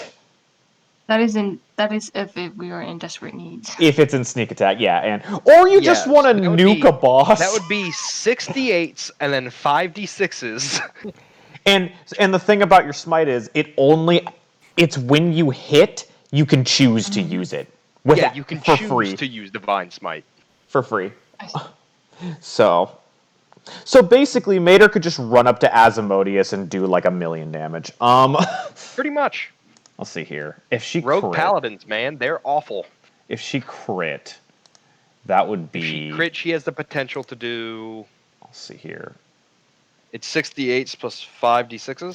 So It'd be 7d8s plus 5d6s. So it'd be how would it 30 be 7? because of the damage from the sword, divine smite, and the 1d8. 5 And smites. yeah, so that's 6d8s. No. The The weapon, saber only does a d8. her personal divine smite plus the 5 dice from the 5 charges of the saber. I see. Okay. Yeah. Just So to double check, correct me on this. When it comes to spells, you choose. Since I'm at level, you're at level 2 for your so I have 2 paladin. slots available to me. Yes. Does that mean I have to choose 2 spells? No, you choose your charisma modifier plus half your paladin level. So it's your charisma mod plus half your paladin level. How much did you say? How many d8s did you say should be 7. rolling? 7 d8s, so 7 times 8 plus 30 times 2 if she crits. Assuming she rolls max damage and crits, she has the potential to do 172 damage in a single attack. That would be using everything. But yeah. That would be using everything, rolling max damage in everything, and critting. Oh my god! And she can even use a smite spell on top of that and double that damage. Yes. Because she has 2 spell slots. Holy Yes. fuck! Oh man. Her weapon is a legendary weapon. I know. Oh my god, that's so good. That's so good. And then there's me over here. I can hit again. I can hit again.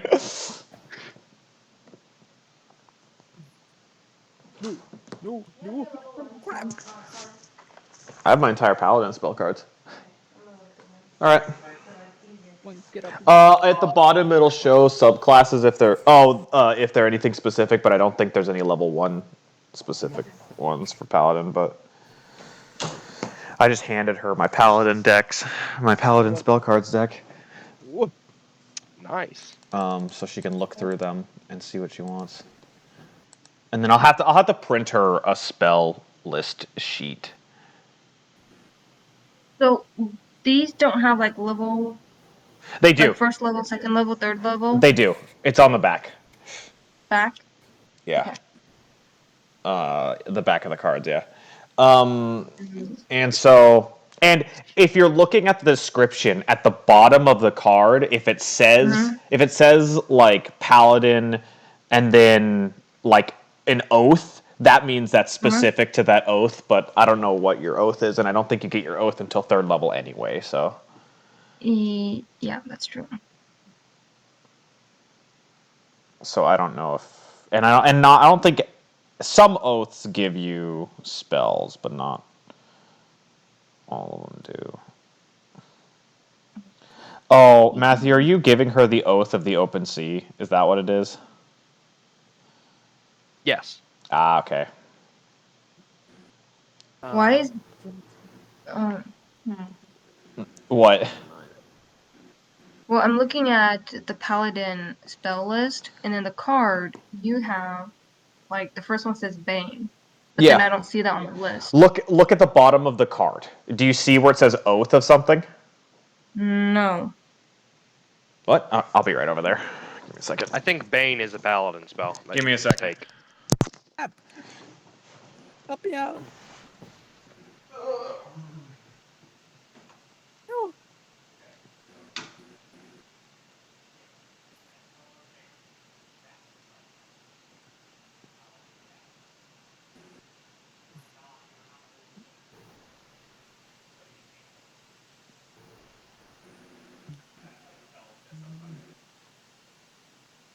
Actually, Bane's not even a paladin spell. That's weird.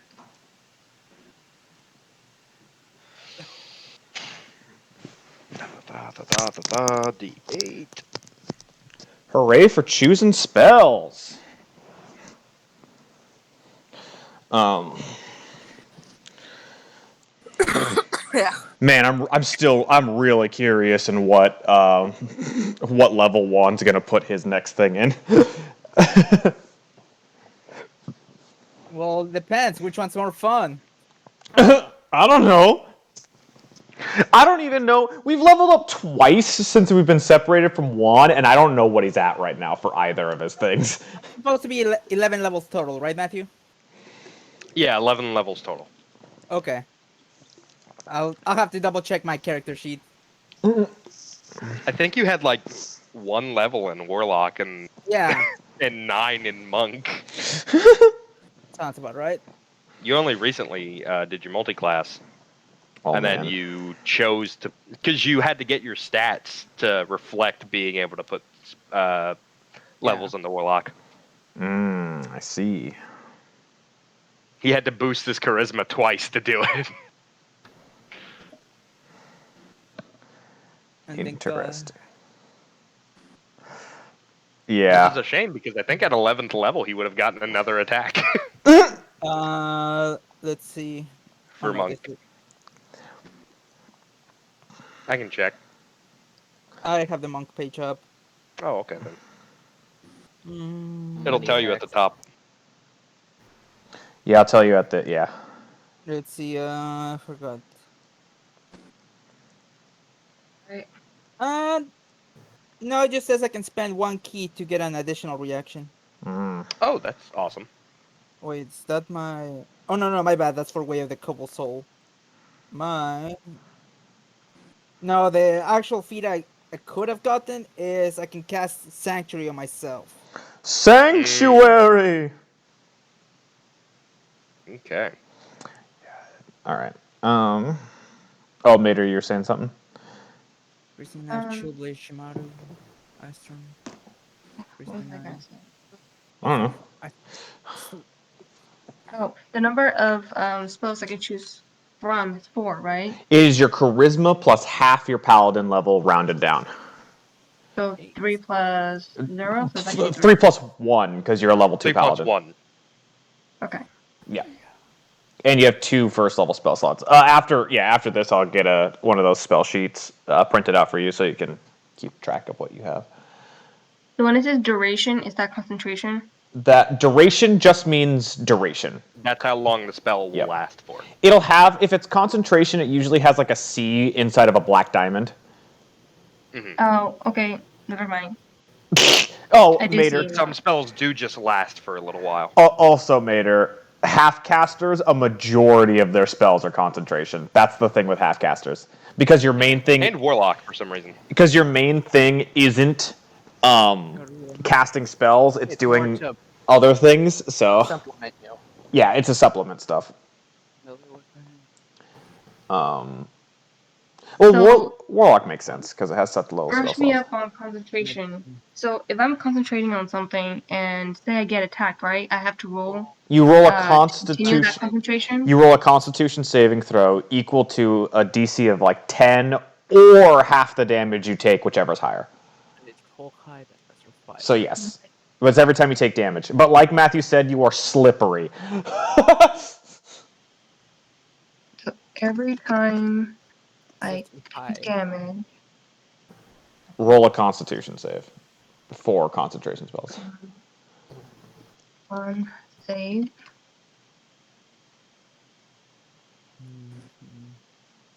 and what number do I have to beat? It's a 10 or half the damage, whichever's higher. Okay. So you could take legitimately 50 damage and have to beat a 25. Okay. Oh, here it is. One I want. I need to find Kings, Akko, and Mars. But And wait, if I lose that concentration, then the spell's ends. gone. Yeah, Then spell it's ends. gone. Whatever happens with that spell also ends. Yeah, literally, the spell just ends. Yeah.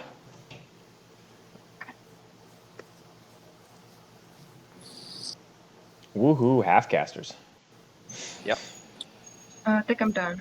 You think you're done? Okay. Okay. Yeah. Okay.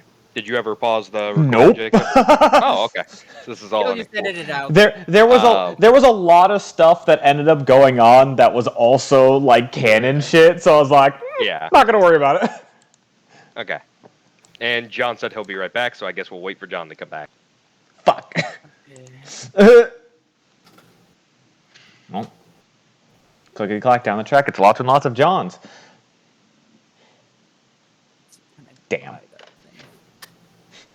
Memories of John. Memories of John. the new men cologne. Memories of John.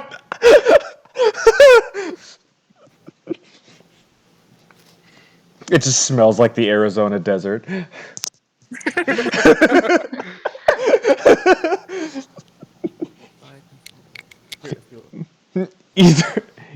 Either that or a yes, lizard. also, Oh, hey, he's back.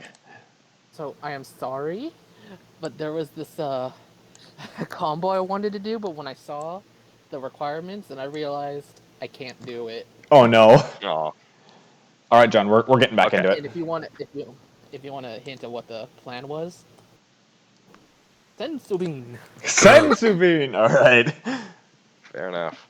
Okay, so now that we're back into it, Okay, I'll shut up. all of you awaken from a night's rest. Sprocket, Uh-huh. before your night's rest comes, you are led to Scribe Lockwire, Lockwire. All right. who, upon seeing you, in an almost C-3PO-esque voice, Fuck! No. Fuck! You made him such a nerd! turns to you and says, "Oh my goodness!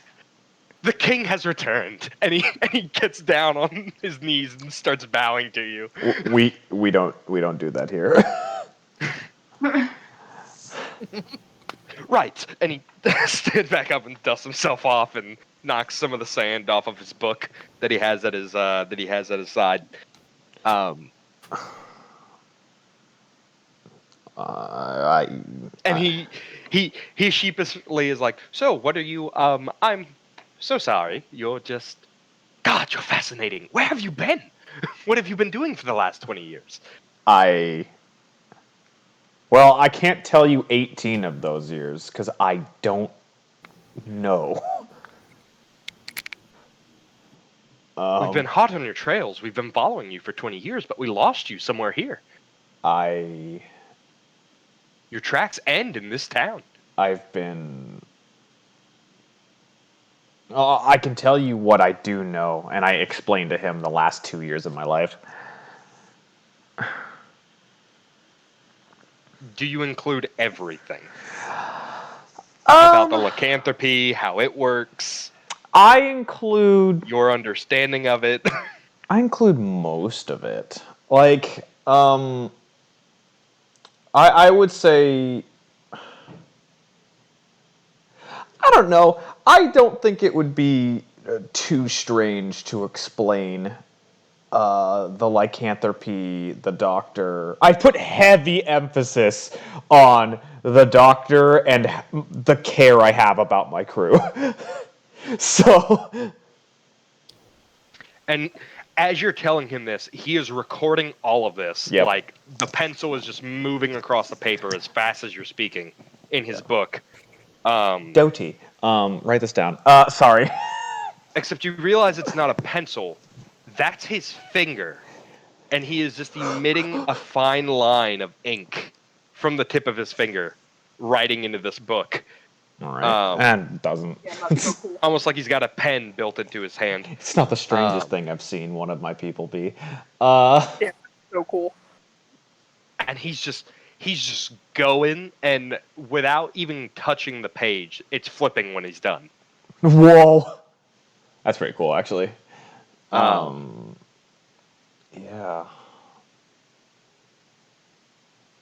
And and I pretty much finished with what And my as you're goal was. getting to the lycanthropy part about kind of how that works, but also kind of try to dodge how it works. Yes, that is what I'm dodging, I think. He is putting it together as you're telling it to him. Like, Okay. This is a very smart individual, you gather. Yeah. And so the moment you mention that the doctor made you into what you are, he goes, "Well, you can't fuse a curse like lycanthropy to a warforged. So clearly he's inserted some part of his soul into you. And has cursed that with a lycanthropy, right?" Yeah. And he's calling you on everything you've left out. Oh. Every small, minute detail, he's calling you on, and he's fact-checking with to see what your understanding of it is, so that he can record it more accurately.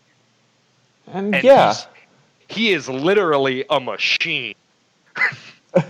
Just going to town. We've met the walking typewriter. Quite literally. He is a walking recorded encyclopedia. But yeah, and yeah, it gets to the point. Like, I try for a couple of times to dodge it, but like once I realize it, there's no reason to try and hide it from this dude anymore. Yeah, and I pretty much tell him the story about the last 2 years. Um, And as soon as you're done, like the book slams shut, flutters up into the air, and sinks itself down into a compartment in his back. uh-huh. And he just goes, "Well, that is an excellent story. I understand you are missing about 18 years worth of your memory, which is just fine. However, we are going to need to get to the bottom of this if we are to accurately record your history. Also, in addition to that, what happened to your capes? Why are they purple?" Also, I'm not gonna lie. I love the voice you've actually given him over a real C-3PO voice. Just It's the I know. tone of Yeah. C-3PO, but Yeah, I'm no, using this accent. I like what you're doing better. I mean, explained it in my story that I had to dye it purple to hide from a dragon that couldn't see purple. Right, but what kind of dyes did you use? Because those are royal linen and are undyeable. So what did you do? I don't fucking. I don't know. I was in my search keep. Like, I don't ask. I don't ask how the sausage is made. It's done, and I take it. Also, your fascination with small woodland and other animals of the sort does make sense, given some of your past. We are very proficient with the handling of animals, and it would make sense that naturally that carries over, much like a muscle memory, if you would, through an extension of your brain's muscles. Correct? I didn't think a Warforged could get a headache. He is berating you with questions, but also hypothesizing that maybe some of the things you're proficient in and don't know why you were? He's implying that those come from what you're now perceiving as your previous life. I mean, I do like small animals, but I'm not quite really. I wouldn't say proficient in handling them. As we speak to a certain giant cat. I left that completely out. I want to say. And you see his eyes, like the lights in his eye cavities, are just bouncing all over the place. Oh man. And you hear like a typewriter ching, and a book shoots out of his back, lands in his hands. And this is a different book. This one is red with a gold embroidery along the edge of it. Mm-hmm. The same red that your cloak was. Yeah, of course. Of course it was. And he hands you this fucking monster of a book. Like this thing looks like War and Peace level thickness. Give me a second. But the pages are the size of an encyclopedia. I don't drop the book. That was a strength save because I wasn't expecting to be handed a heavy book. Since you do not require sleep and only need 4 hours of rest to consider a long rest, I would like you to read over this book within the 4 hours. I'm gonna be. He literally did the fucking the auto text long rest. Like the text, Yes. the text to speech. Yeah, the text to speech, long rest. But he has given you quite a hefty book to read for 4 hours. Fuck me. This should detail the entire history of our kingdom. Actually, let me see it. And he takes it back from you, and like he starts like flipping through all the pages really quickly, and you see with his left finger, he is Whiting out. producing little bookmarks of varying colors. Oh, okay. Within the book. Okay. So he's giving me tabs. He's tabbing the book for me. He's tabbing the book for you. He's got 4 different colors. Mm-hmm. The yellow bookmarks will indicate your personal history. Okay. As we know it. The red bookmarks indicate how you have ruled the kingdom. Mm-hmm. the green bookmarks indicate those who worked with you. It is the shortest Okay. of them all. And there's a white bookmark which details what they have learned about your disappearance. Interesting. Well, I can kind of put that together if this is true about me. And it would take you 4 hours, I would say, for you, given your intelligence score, to read each bookmark. Yeah, I was gonna say I'm only reading one of them tonight. So which one would you like to read? I'm choosing personal history for later, but I want to do some stuff before I start it. I mean, like I'm taking the book with me, and I'm choosing personal history, but I want to walk around and Okay. I do want to find Thel. I believe Thel has scry, right? Hold on. I have to do a measurement thing. Who? Fuck.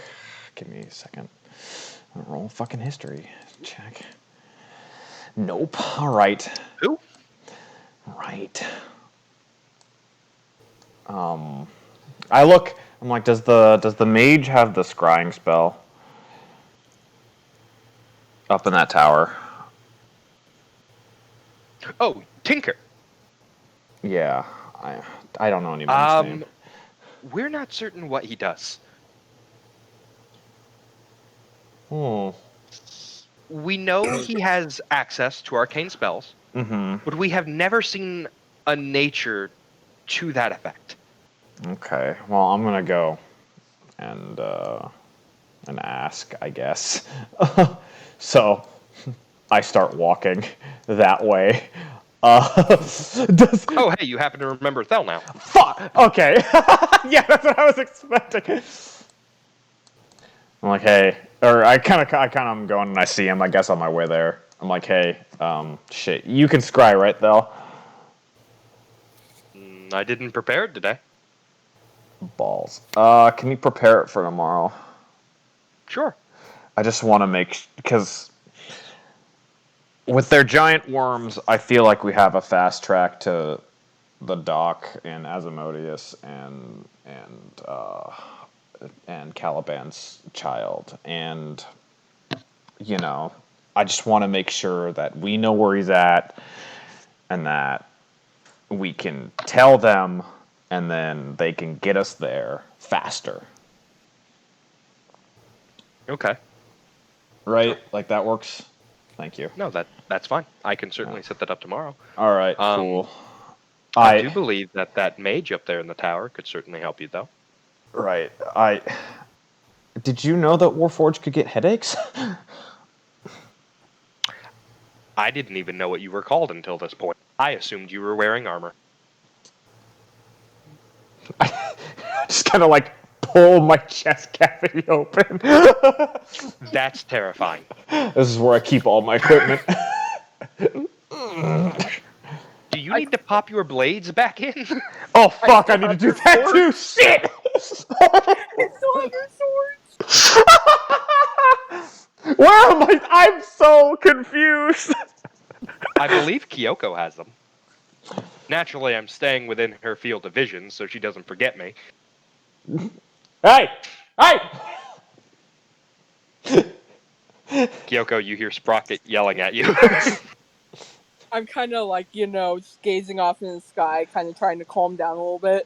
Hey! Hey! And I'm It has pointing. been 4 hours. I'm pointing at my forearm as I'm trying to. I've been upset about it too, but there has been so much information thrown at me that I have no time to process anything right now. I kind of You've look had down. to throw information around. Yeah. I kind of look down and I'm like, oh, sup, Sprocket. I'm pointing at my forearm.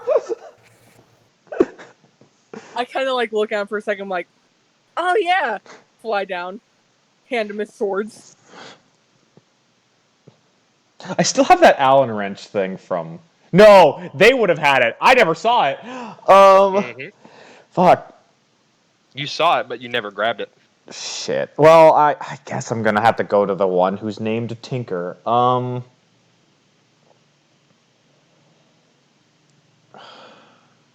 Kyoko, I need to go get these put back in, so, like... Are you alright? Are you doing alright?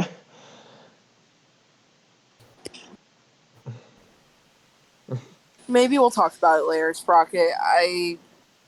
This is more important right now.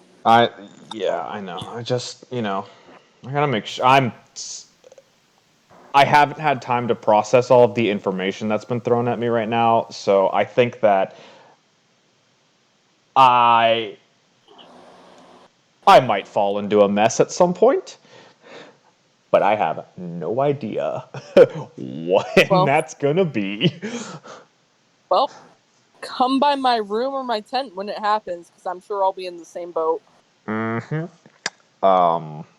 We can fall apart together, friend. You got it. Check on the others. They need it too. I think I got shit I need to do here. That's so weird that I'm not. Yeah. There's no way. Like yeah, right? I think Like you've known me. Like there's no way.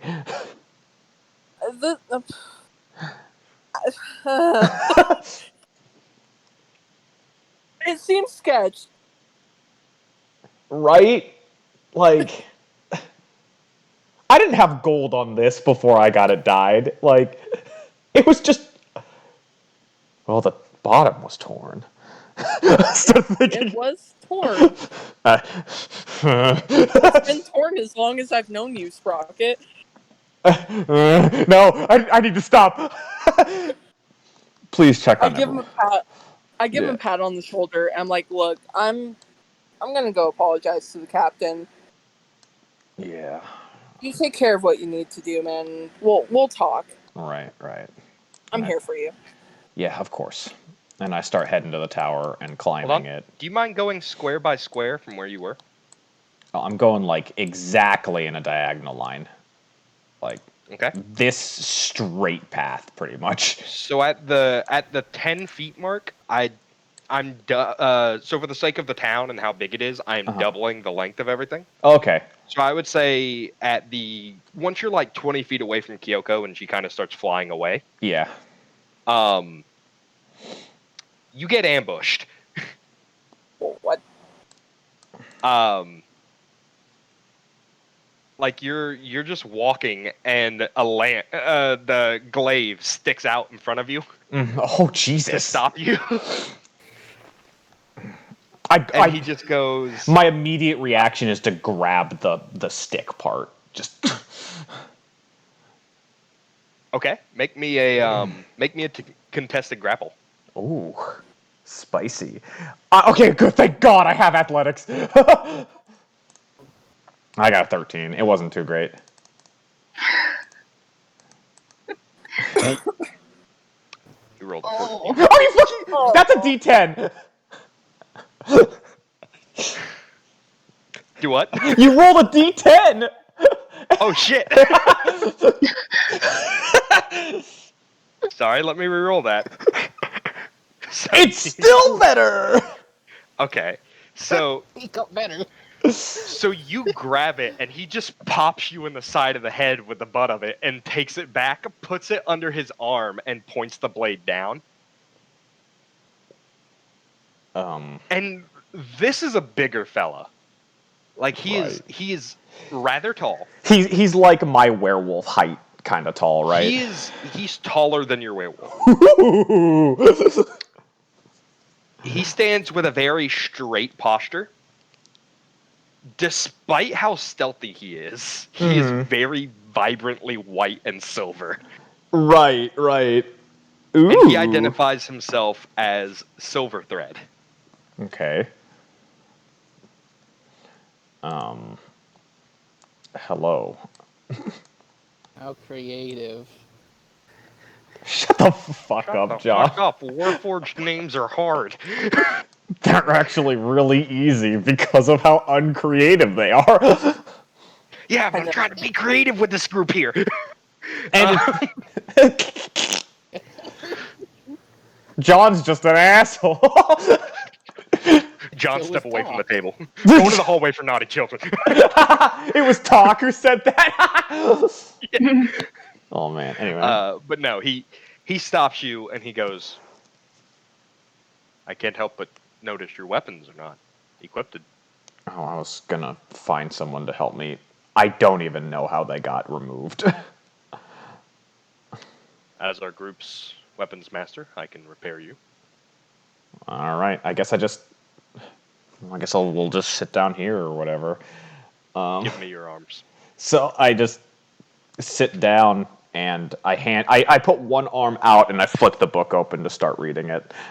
Which hand? I'm gonna give him the left hand first because that's how I did it. Left hand? That's how I did it. Dagger hand? That's the dagger hand. Right. That's how I did it in real life. So I'm gonna do it that way in the Okay. game. So he just starts disassembling your arm right in front of you All right. at lightning speed.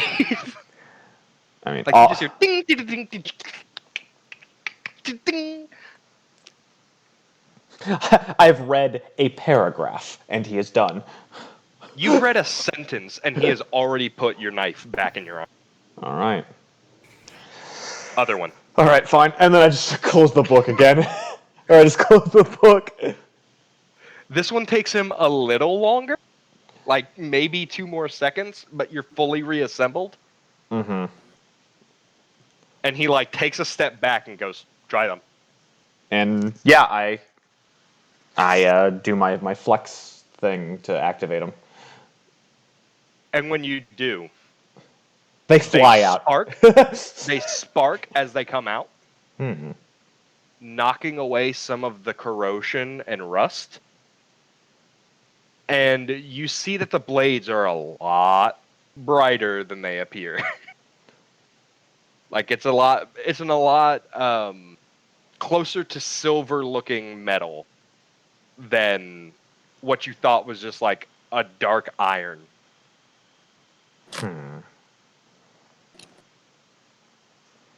Okay. Oh no.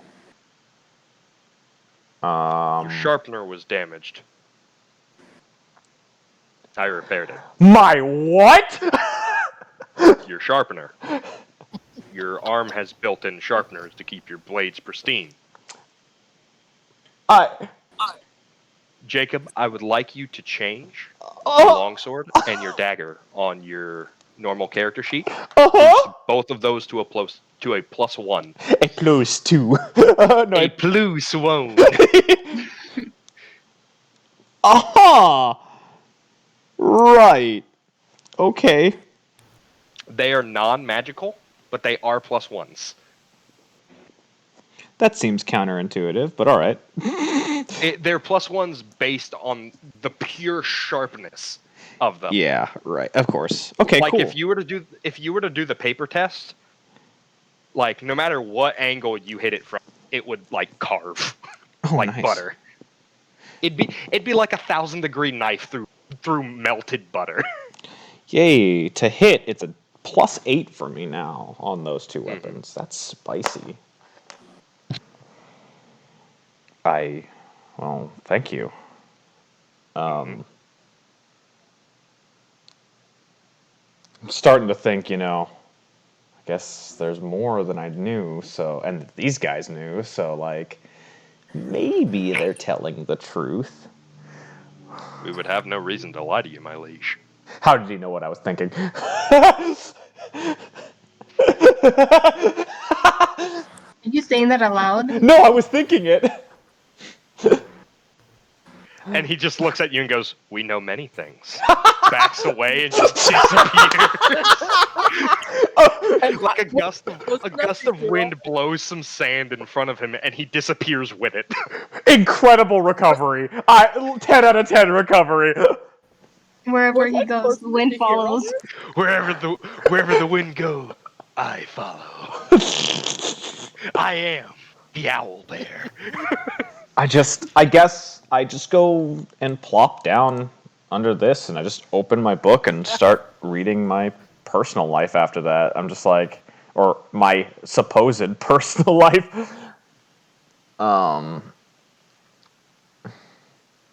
Okay. And like the more I'm reading it, and the more I hear about this like great leader and whatever, I'm just like, this isn't me. There's no way this is me. You get I'm an asshole. There's no you way get this is halfway me. through this book, and you are reading about a not completely different, but very dissimilar person. Yeah, I know. You're drawing the parallels of like, yeah, I think I would have done that even given now. Uh-huh. And you're learning about the leadership lessons that this previous version of you has learned too. And about how deep into this are you? About halfway right now? I mean, like, Completely done? if we're gonna juxtapose, I would be about halfway. You're about halfway through this right now. And you're seeing a lot of the leadership lessons that you have picked up from Chervil, being the captain of the ship. And you've seen a few moments where Chervil has faltered as a leader in comparison to the type of leader that this book claims you were. Where decisions she has made has cost your group dearly. But you have encountered that same decision before and learned that same lesson. I would like you to add 2 to your charisma modifier. What? What? You heard me. Add 2 to your charisma modifier. I'm such a dumb robot. How, like, I am not charismatic. All right. I'm aware, but you were. I'm aware, but you were. And you're starting to get now into the parts where your leadership has been tested and your wit has been what saves you. I would like you to add 1 to your wisdom modifier. What the fuck? I am a learning computer. And you're starting to see that there have been a few battles that you have had to lead.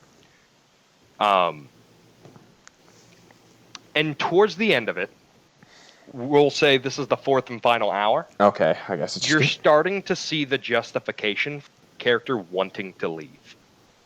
Oh. Being overwhelmed by the pure stress of it all. Just wanting a breath of fresh air. Something different.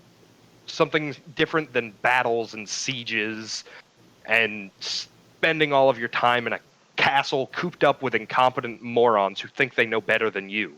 One name that stands out. That sounds like me. Is General Wrench.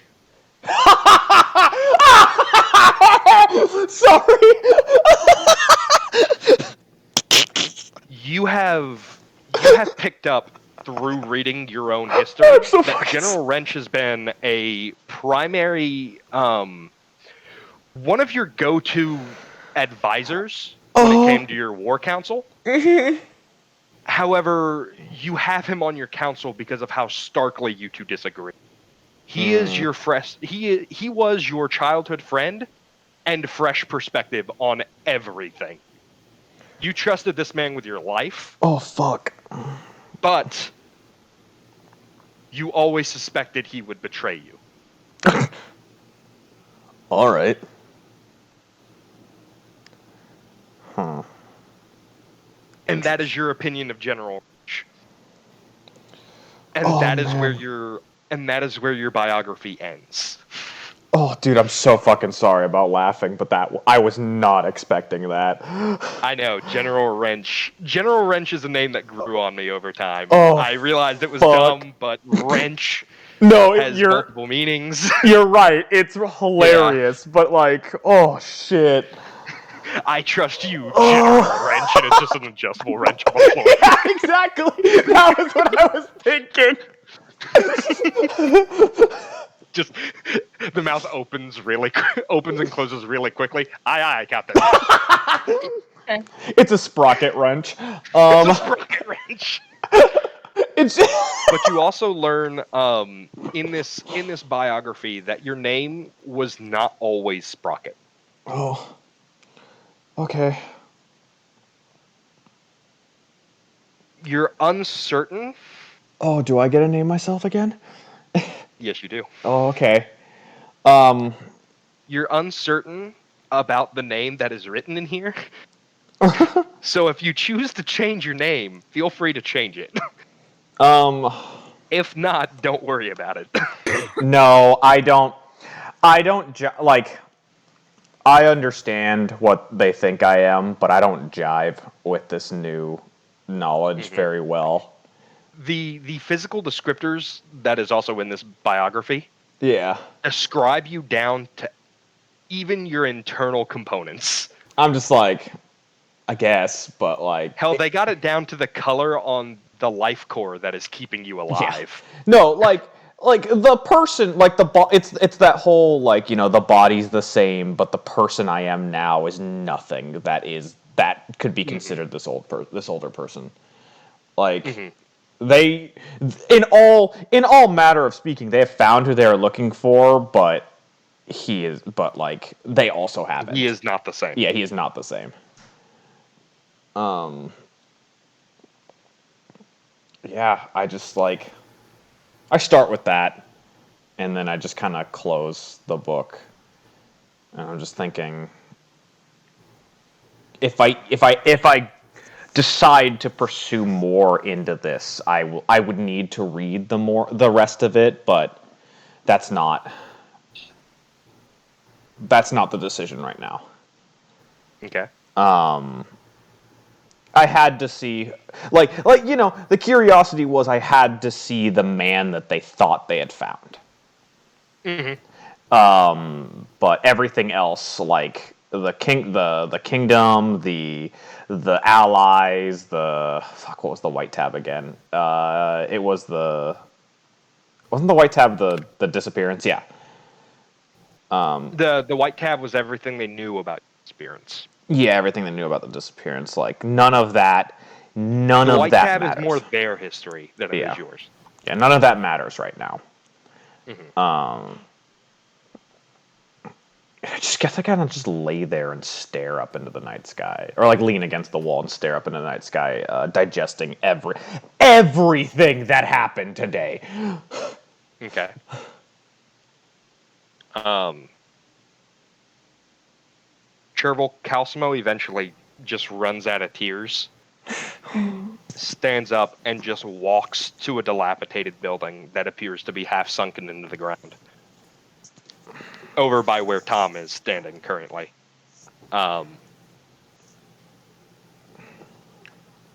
And he just curls up in a corner and sleeps.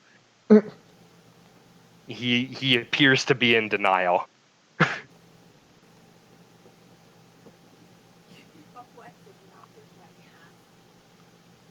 That poor guy. And Tom just kind of walks over and beds down next to him. What day? What time of the day is it right now? I would say it is right at sundown, or just after sundown. So the sky is still like really bright orange, Mm-hmm. but it is dark on the other side of the horizon. Hmm. Um. Did I Nighttime is see? approaching.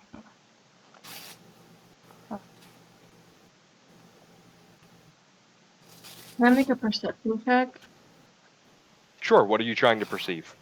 Um, if we are the only people here. You can make one if you want to walk through the town. Mm-hmm. Okay. 'Cause I think that's what Sherwood's gonna be doing it in the meantime. It's just observing the area. Okay. Go ahead and make me a perception check. And move your icon over to where you want to be when you make this check. Speaking of that, 20.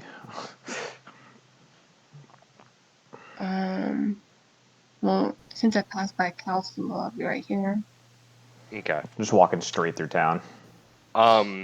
There's nothing here other than you and these Warforged and what bits of your crew are here. You do spot another Warforged that you didn't see upon entering the small town, who is currently practicing combat drills. Okay. And he is not acknowledging you at the moment, Mm-hmm. but he is steadfast in going. And you're observing him, and you're kind of like imagining how you would fight him, Mm-hmm. just kind of out of that morbid curiosity of yours, of like, how would I kill this guy? If it came down to it. And you see his one red eye shift over at you briefly, and then back down at this invisible target that he's fighting. And you see him start parrying moves that you would do. So, like, where you would go for a low jab, he slams his stab straight out. Where you would have gone for like a drop dagger technique up close, he just takes it and grabs forward and pulls back, like as if he was grabbing you by your scalp. He is brutal in his fighting style, but it is efficient nonetheless. This guy's pretty good. Mm. You can tell this guy has definitely seen a lot of combat based on his appearance and based on how he carries himself in a battle. Quick question then. Mm-hmm. In this town, is it just the ruins here, or is there an actual building? They are all just dilapidated ruins. The closest thing to a building is this one, Okay. as it is the least sunken and by the sands. But the roofs in them have crumbled in. Okay. The only escape from the sun appears to be the shadows of these mesas.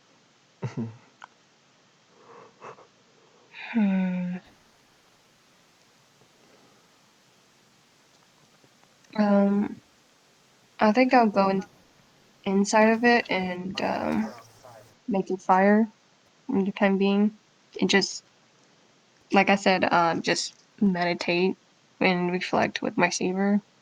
Okay. So Reflect over the journey here and Caliban's death. the moment you light the fire, a Warforged is sitting next to you that you had no idea was.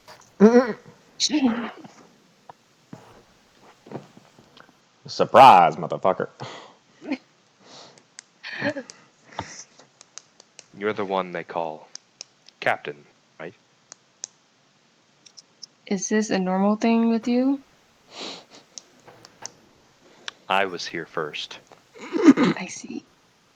You simply sat down next to me.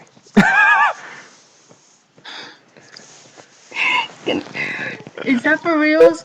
Is he lying? Roll an insight check.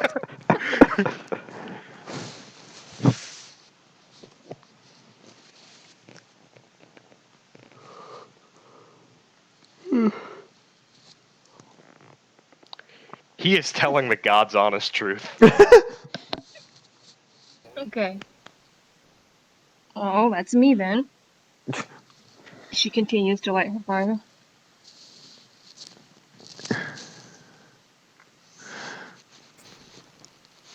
He's just watching you make this fire. He's fascinated, it seems. So, what do they call you here? I'm known as Silver Thread. Interesting name. It is given to me by my creators. I was built for stealth and scouting. I just put it on the stove for right now. I tend to blend into my environments better than others. The silver thread line was from a line of silver that I can secrete from my hands that I can then use as an alarm spell. Anything that enters that line of thread, I'm alerted to. Thus the name Silver Thread. Did you do that with the building? Yes, I've done it with this entire town.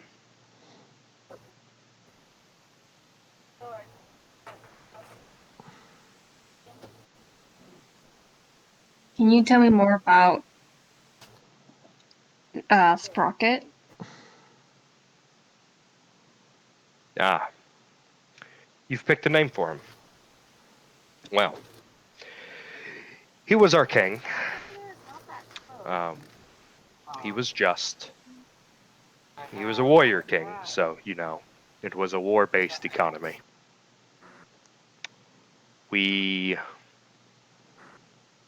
Personally, I didn't know him. Or at the very least, I knew of him, but I was part of his garrison. I was sent ahead to scout ahead often, learn about the enemy, record what I've seen to Scribe Lockwire. And then Scribe Lockwire would then tell the king and the general and the admiral, and they would make the war council on how we would perform from there. How do you know if this is really the guy?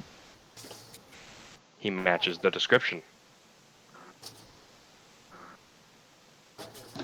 Is there a possibility that someone could have cloned him?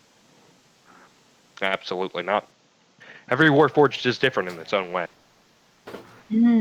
From their builds, to their face plates, their chest plates, their arm plates, their boot plates, their rear plates, their back plates, and their crotch plates.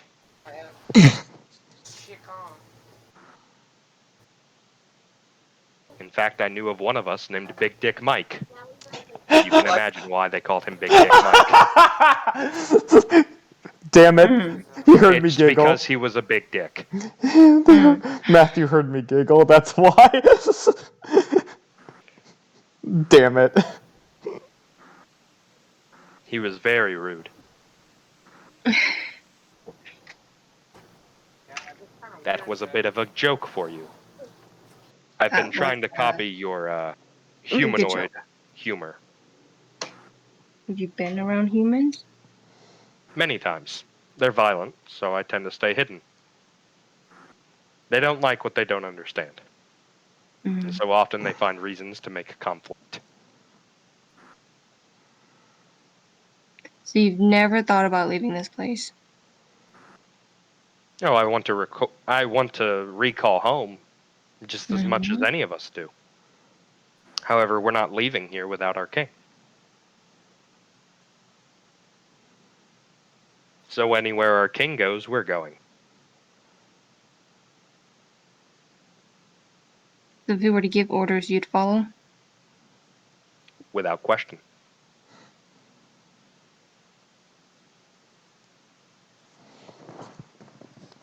Let me guess, it's just the Warforged here. You don't actually have an army anymore. We are what remains. Alright.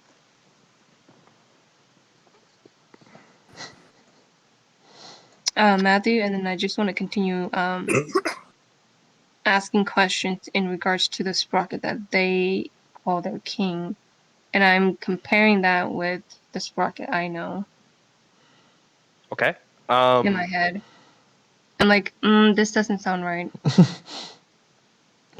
She's having the same kind of thing that I was while reading. He basically gives you the rundown on what he perceived his king as, which isn't everything that Sprocket learned about himself. Silverthread seems to have a much less personal attachment to him, so he's not one to sugarcoat anything. He's not one to sing somebody's praises. He's just describing it as it happened and as he knows it to be. So there are some events that are written about Sprocket's life that he mentions since he has read that book. And he points out some fallacies. There was a particular event regarding the Silver Clan that said specifically that their king had gone in, had a conversation. The conversation went poorly, and the Silver Threads attacked first. Okay. Or that the Silver Clan attacked first. Silver Thread points out that that was inaccurate. The king approached with his general and the admiral.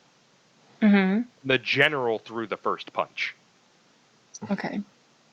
And that led to a fight between the Silver Clan and at the time, new king's people. Silver Thread is the last of his kind, as he felt no attachment to any of them, and did not view the clan's war as his war. Okay. He appears to be a very neutral individual, but still has his allegiances to the king. Okay.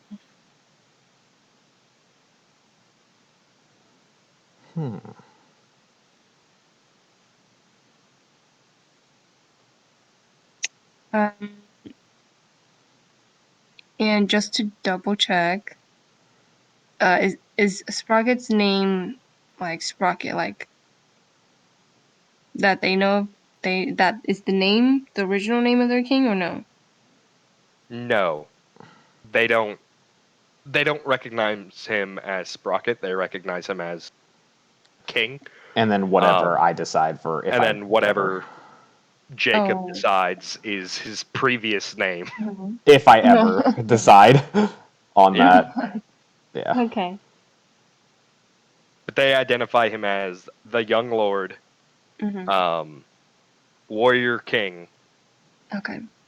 Great King, and the King, and His Highness.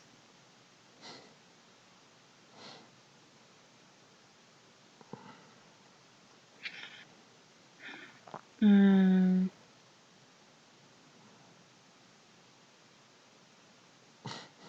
going to, after that conversation with him, I'm going to walk out and invite Tom and Calcimo into the building where, it's getting dark and they should probably not stay out. Should probably be in a more sheltered area. Yeah, sheltered area. Okay. So I don't know if they're going to follow me or they still want to stay there for now. You get over and you see Tom has kind of already lit a fire, and he's kind of keeping a watch for Caliban. Or for Calcimo. I have to stop saying her name. Sometimes we can still hear her voice. I'm not dead. Stop killing people, I have perished. Trevor goes up to Tom and says, "You gonna be okay here? There is that building over there." I think we'll be fine here. I think this was Calcimo's home. And he's whispering this to you. Is Cosmo asleep? Calcimo is dead asleep. He seems exhausted. Okay. Thank you, Tom. I'll make sure he's okay. John's gonna try to make a 2-story tower this time. So Talk, your tower goes up and you're just like, alright, cool, finished. No. And you see that little green glyph floating over towards your tower again. Well, that one made me laugh. And as soon as the glyph hits the tower begins to sink down into the earth again. Son of a...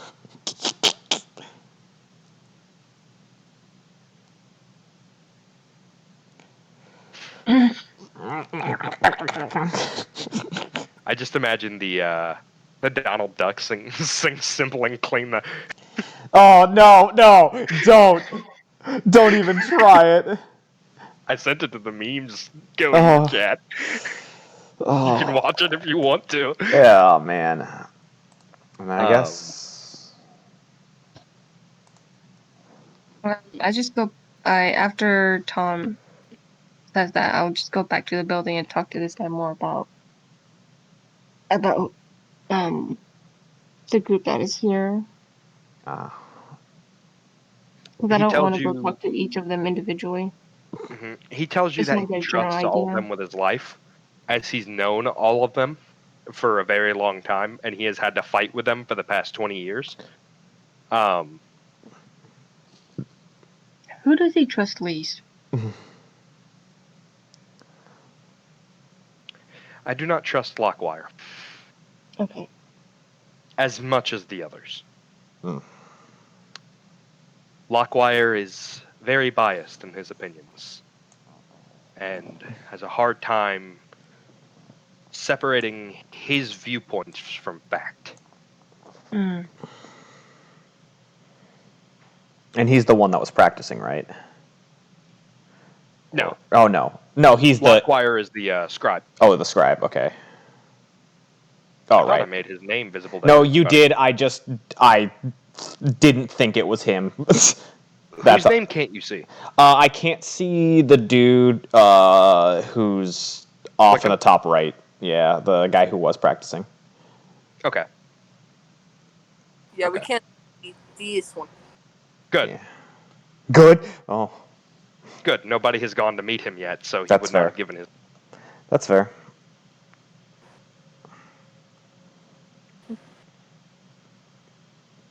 And then who do you trust most? In what regard? Everything? Admiral Stater seems to have the best head on his shoulder. Hmm. I'm assuming he's the leader for now? That's actually a matter of debate at the moment. Hmm. One that I think is a stupid debate, all things considered. Considering the king has returned. Return's a strong word.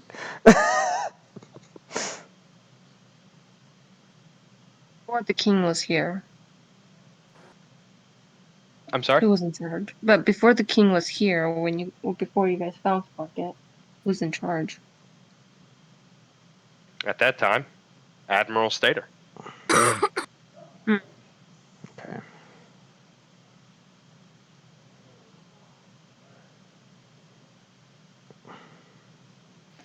Tinker and General Wrench disagree with his methods. Tinker claims to see things that the rest of us can't, though. So, while it has saved us in the past, I can only take what he says with a grain of salt. And General Wrench is aggressive. And where is this general now? I believe he's practicing under the mesas. Okay, so it was him. I was right. That was him.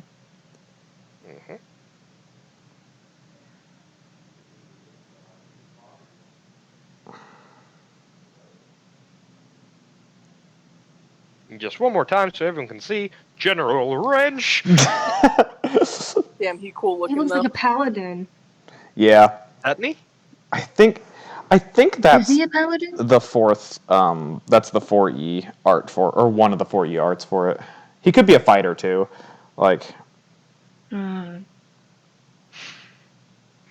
Okay, so we're gonna swap over to talk now. So talk, you come marching up to his tower. Yeah. All right. So you try the door and it's unlocked. Oh. General Wrench. Hello there. General Wrench. General Wrench. All right. Okay. So you find the tower to be unlocked, Talk. And you proceed up the stairs, I'm sure, to give this tinker or this warforged a piece of your mind. Man.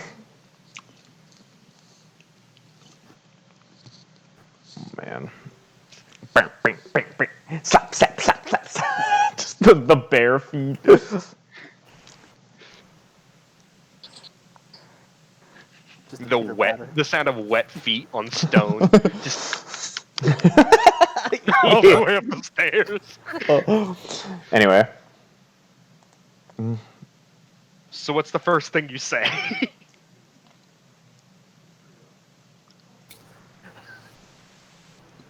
Now listen here. Now listen here. I'm sorry I didn't catch that. Hold on.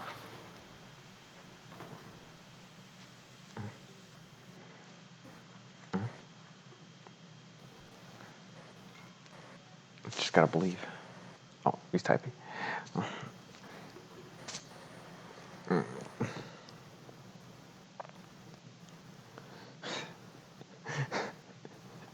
We lose one mute player to gain another. Da-na-na-na-na-na-na. Mutes menacingly. Oh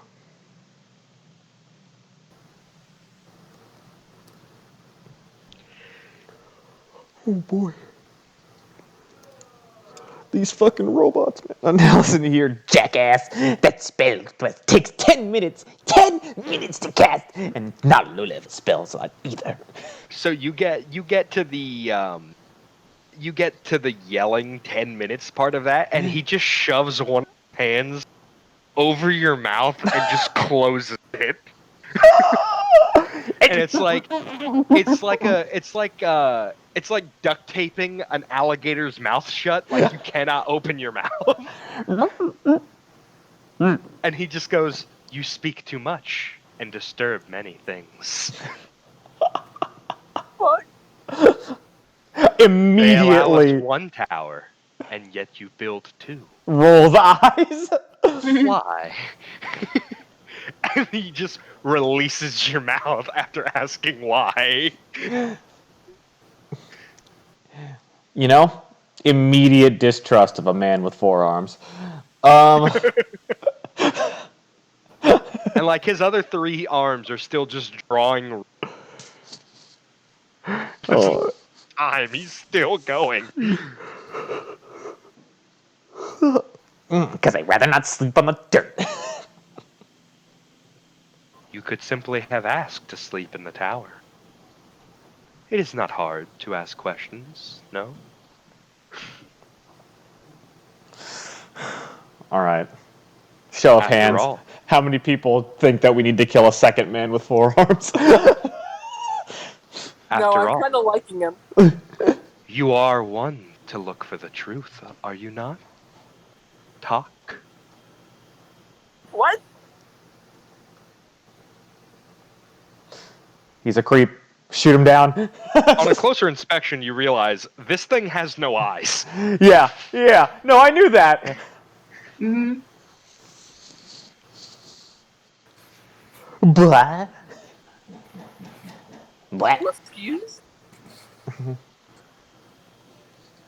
You seek answers in what you don't understand. A noble goal. But I can see your motivations are more personal than simply gaining knowledge. Allow me to show you what will come of your knowledge. And he just puts his middle and ring finger on your head and points his pinky finger up, his thumb to the right, and his index finger down, twists his wrist, and you begin to astral project. Your body goes limp on the floor. and you see, it's like you have been given true sight, and you see a bunch of shit that exists on your plane of existence that you just had no knowledge of being there, and you are shifted through space. He gets around Doctor you. Stranged. Oh man. You're Doctor Stranged hard right now, but you're taken to a scene of your body at the tower, at what appears to be the top of an obsidian spire, surrounded by black obsidian sands and a dark ocean. You're high up in the air, and your family has returned to you. But around you, all you see is death. Every single crewmate you've been sailing with lies dead on the floor. And as you look around more, the dark looming clouds that hang around the spire look darker than they've ever been, completely blotting out the sun. Streaks of blue lightning are crashing down into the ocean. Large, black, inky tendrils are reaching up out from the ground and wrapping around the tower, dragging it down. And as you and your family begin to sink into this pit, your vision reverts back to your body on the tower.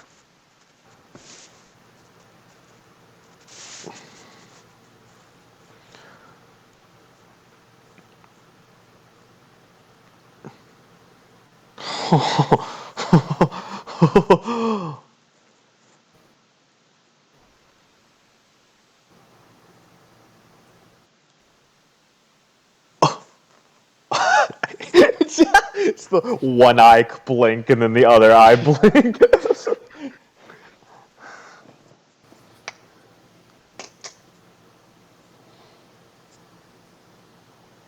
An interesting wish, would you not agree? But the fate of a world for two people hardly seems worth it.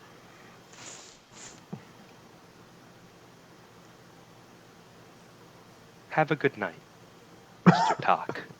And he floats up in the air and just sinks down slowly along the side of the tower and just hovers off over to this mesa and rests and begins to meditate. And he leaves you in bewilderment.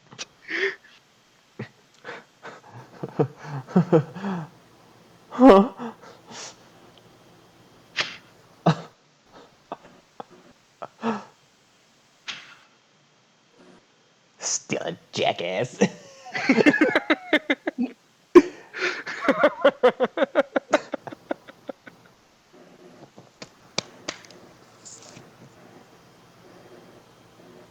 Fair enough. What would you like to do from here? The tower is now yours, but there's not a single light on.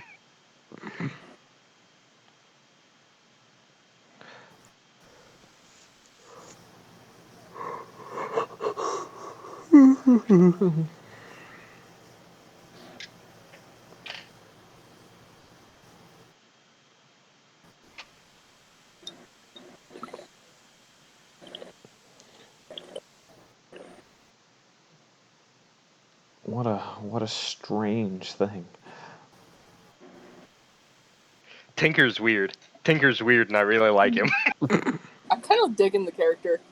Yeah. All of them are very neat in their own ways. Hop off the edge of the tower, cast Featherfall, and then go sit with Tom.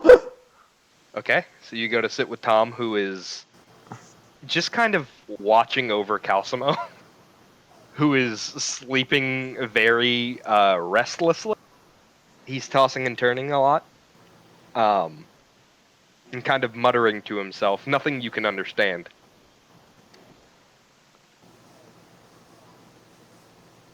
Just because he's talking in his sleep, but it doesn't make any fucking sense what he's saying.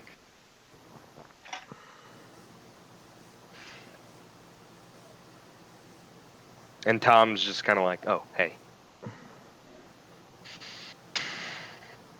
What happened with Caliban? Can I finally go over and do something too? Yes, you can. So I was gonna go over and see the fire, and I'll go sit near Tom. Okay. I don't know because I was knocked the fuck out. Oh, then we almost lost you, too. What about you, Kyoko? Do you know what happened? You were conscious when we got there. Or when you came to us. Kyoko looks fucking heavy. She was still bound when Talkin, the Whistler, did the tidal wave. And she couldn't break out. They kept attacking her, and we were all surrounded and cut off. And I tried getting to her, and I was too fucking late. And I tried to stitch her up, and I couldn't. And God fucking damn it. I'm sure you did what you could. I wasn't strong enough or fast enough.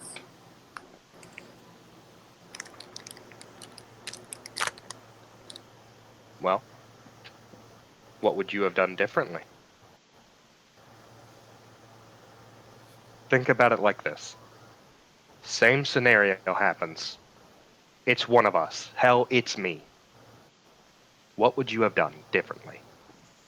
That you didn't do there? What could you do right now that you couldn't have done however many hours ago?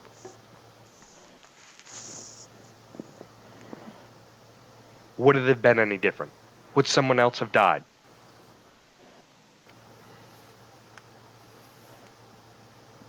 Yeah. Yeah, probably somebody would have died. But I don't think I would have taken it any easier. I know. Just telling you how I got through it.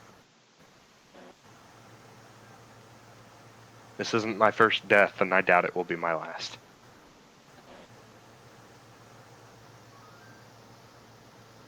Who the fuck is playing Animal Crossing? Okay, I'm not the only one that heard that. Yeah, no, that just completely Mater? broke the scene for me. Mater? Me too. What? Are you playing Animal Crossing? No. Oh, weird. I just heard. Oh, John's mom it's is.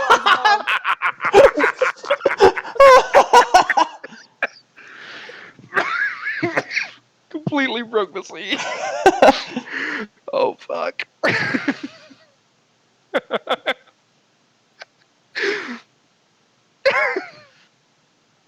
It's okay, Fair we enough. were just... Fair enough. This is really funny. Oh my god, that was really good. Anyway. Anyway. You're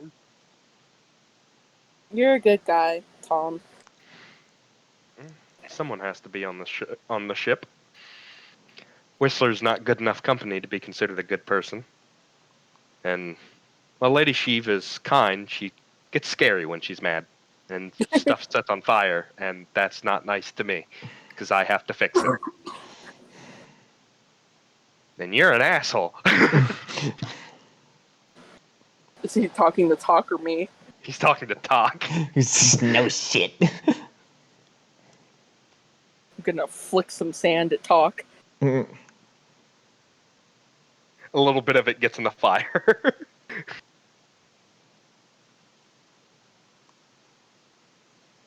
I know you all spent a lot of time on the ship with Paladin. How's Calcimo taking it?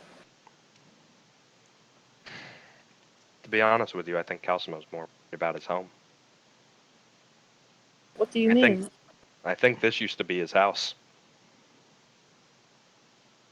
Can I kind of roll around and or look around and roll maybe investigation? Or whatever you deem? I would say it'd be investigation if you're like shifting through the sands trying to find evidence that he lived here. Mm, But the DC would be higher than if you just rolled in. just rolled a what? If you just rolled insight. Hmm. I think I'm just gonna roll insight, Okay. which hold on, I gotta get that stat again. Okay.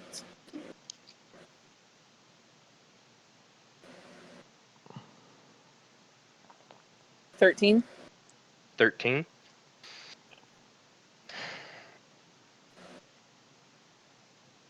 You're trying to piece together what little stories Calcimo has told you about his home here in the Graying Wastes.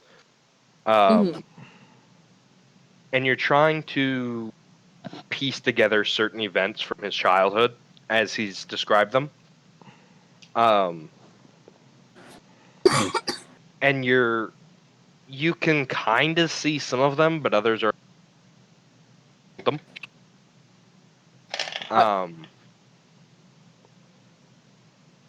You could see this being his childhood. Shit.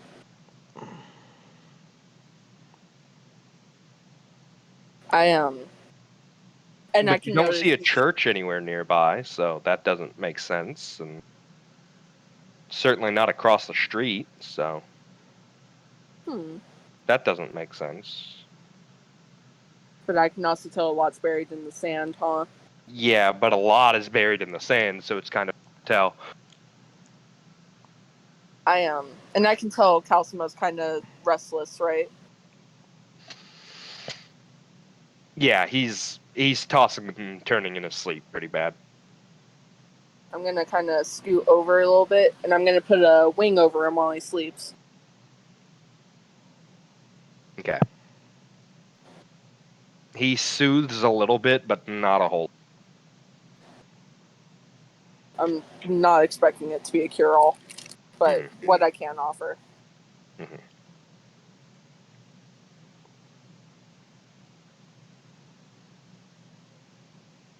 What are you guys thinking about Rocket and all of this?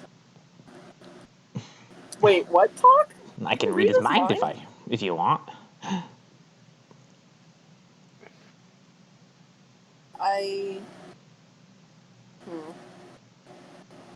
I'm curious, but I think he'll come to me when he's ready to talk about it. We're not all as closed off as you talk. Slams the door and walks away. That'd be a dick move. Yeah. No, I think he'll talk to me when he's ready to.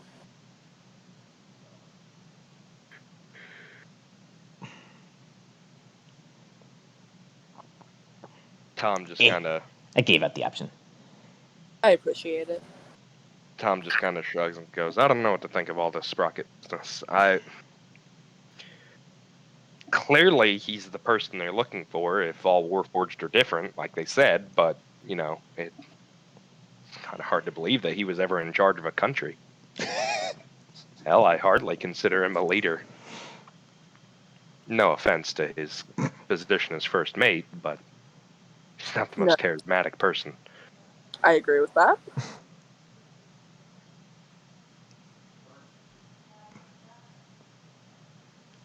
Hell, I'd listen to you over him. That's saying something, 'cause I kind of bullied the shit out of you. Yeah, well, you're more sociable. I don't even see that being even remotely true. Damn talk.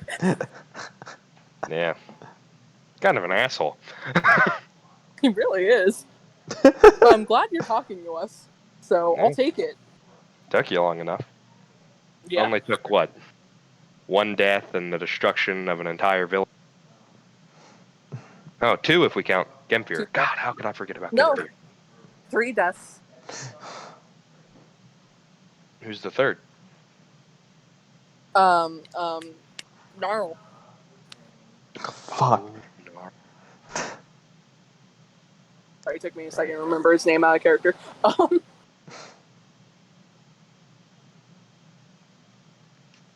And 2 near-death experiences.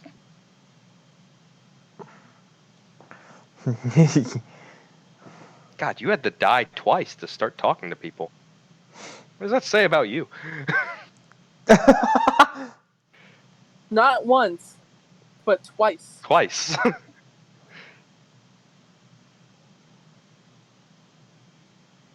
Calcimo's problems aside, what the fuck, man?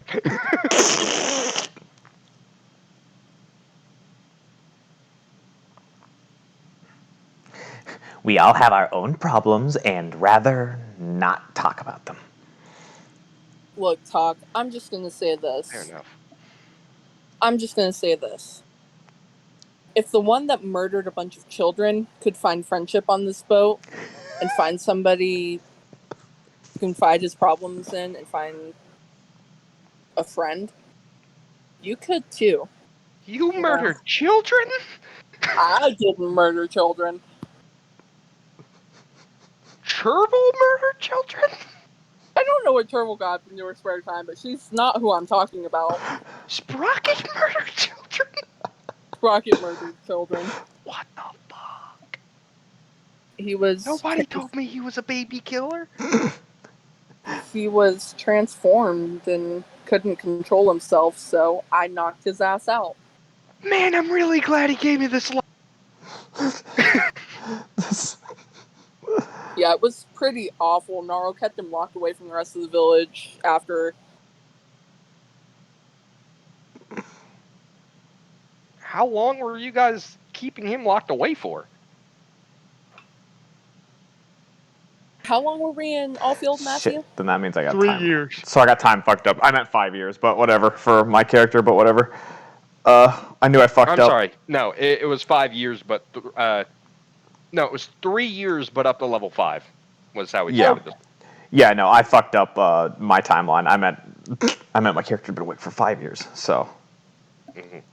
So, I'll say 2 years before everything 3. started. I'll say. Yeah, about 2-3 years, somewhere in there. No wonder he's antisocial. Yeah, He's only known himself as a hermit for 2 years, and then for the other 3, you kept him locked in a room without talking to people. well, I told Gnarl it seems unjust to not even let him try, but Gnarl wouldn't hear any of it. I mean, I get it. He transforms and he eats people. Well, that can be a problem, but He could have been an asset to us more. any news from your brother, by the way? I haven't heard anything. I was kind of hoping to write to him once we got to a town, but Kyoko kind of looks around. I've got some paper and a inkwell on my back. How would I send it to him? Well, these guys seem to be good with animals. Maybe we could send like a bird. Maybe a hawk or something. I don't know. Maybe a falcon. Be kind of cool. That would be kind of cool. Sure, if you don't mind. I'd love to write him a letter and make sure he's okay. I'm really worried about him in the castle right now. So I've only seen like 3 of these guys. How many have you seen? I know there's the dude over by the plateau who was fighting like I would fight him before the captain walked over.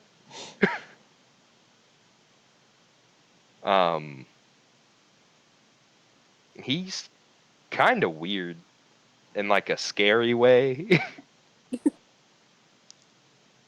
But clearly he's a better fighter than I am.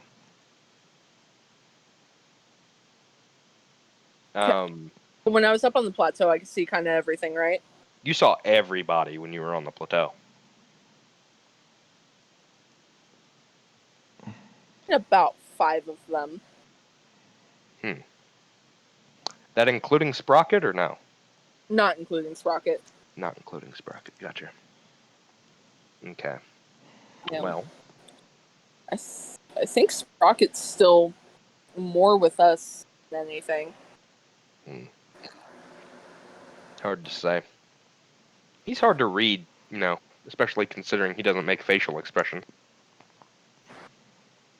He doesn't know what to think of all this. I'm sure he doesn't. I mean, imagine learning you were the queen of, Yeah. having that dropped on your head must be a lot. Frankly, I wouldn't fucking believe them. Yeah. What you thinking? It might be some kind of robo-cult? Ability. But,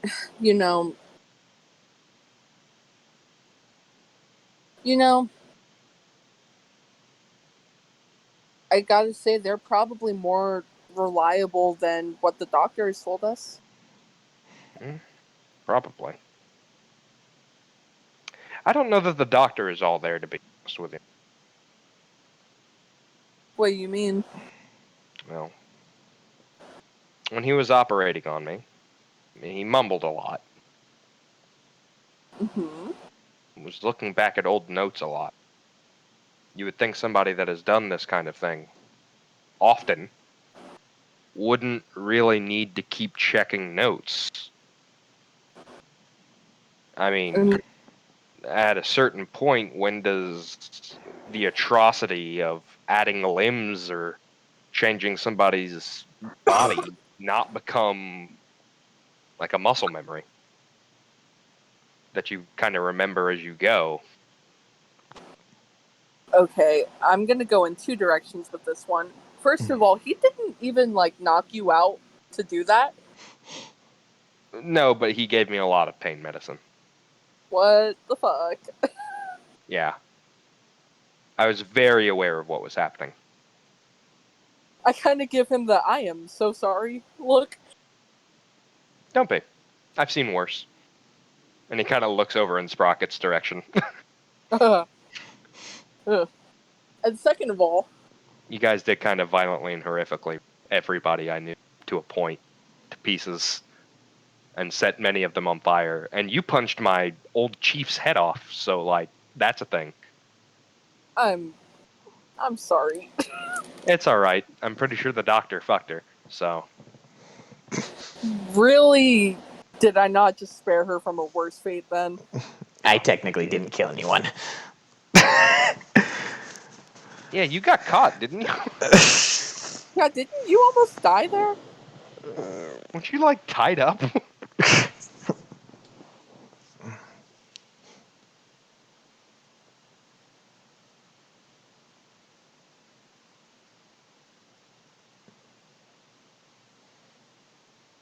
Strategic withdrawal.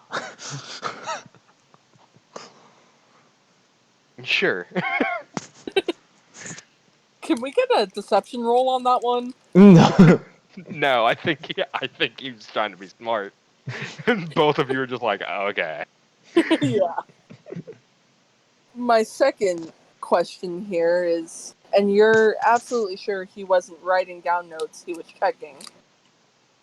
He didn't have a pen. Fair He enough. had papers in one hand and a scalpel in another.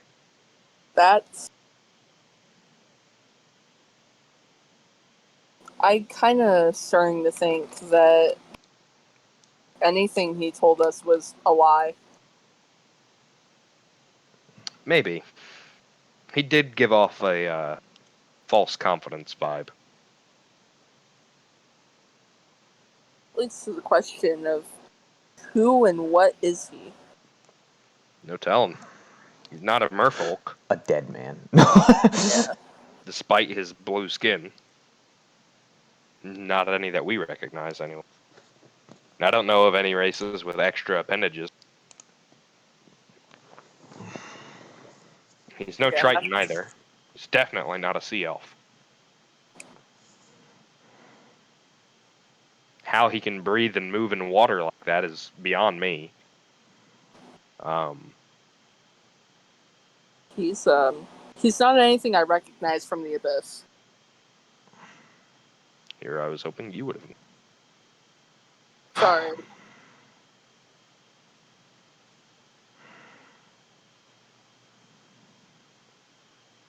Well, You might talk. Roll me a history check.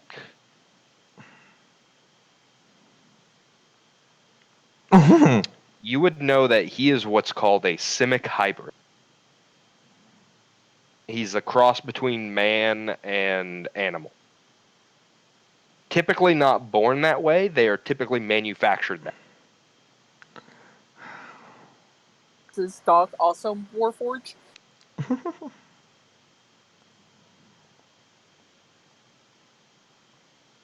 Doc was a Warforged the whole time. oh, Doc, he's a Simic hybrid. I look over and talk. I'm like, what the fuck is that? How do you know what that is?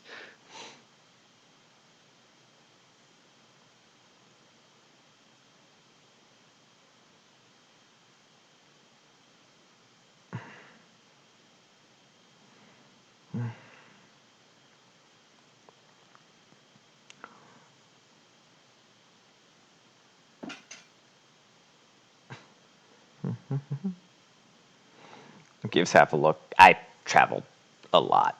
Wandering bard persona, remember? Fair enough. By the way, why do you put on that persona?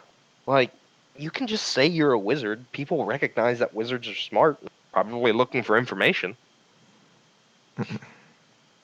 Or wait, Isn't that what the council was looking for? you weren't there when the magistrate captured everybody, and you really didn't want to go into the town. Are you wanted? Tom, I thought you knew this. Well, no. Wanted man. For what? What'd you do? How'd you piss off the magistrate?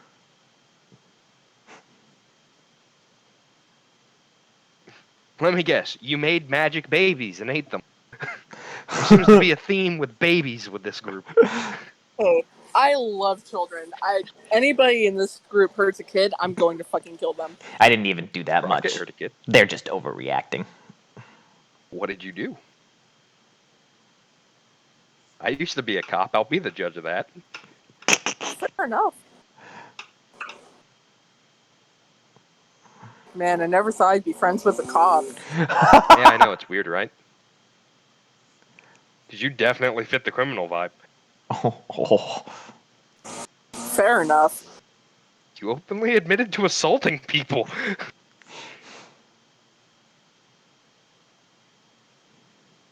Plus, I could see you stealing things. You were probably the distraction while your brother was the asshole. What? No.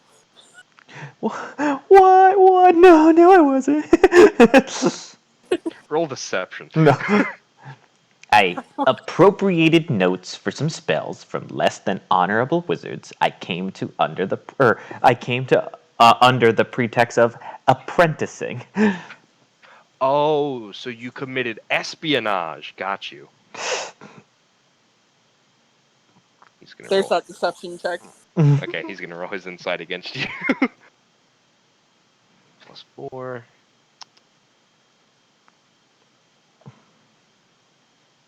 Seven. It could have been the other way around. It was a lot of trade-off. Kaido is a very handsome man. He is. And not every woman is a lesbian, so there's that. Fair.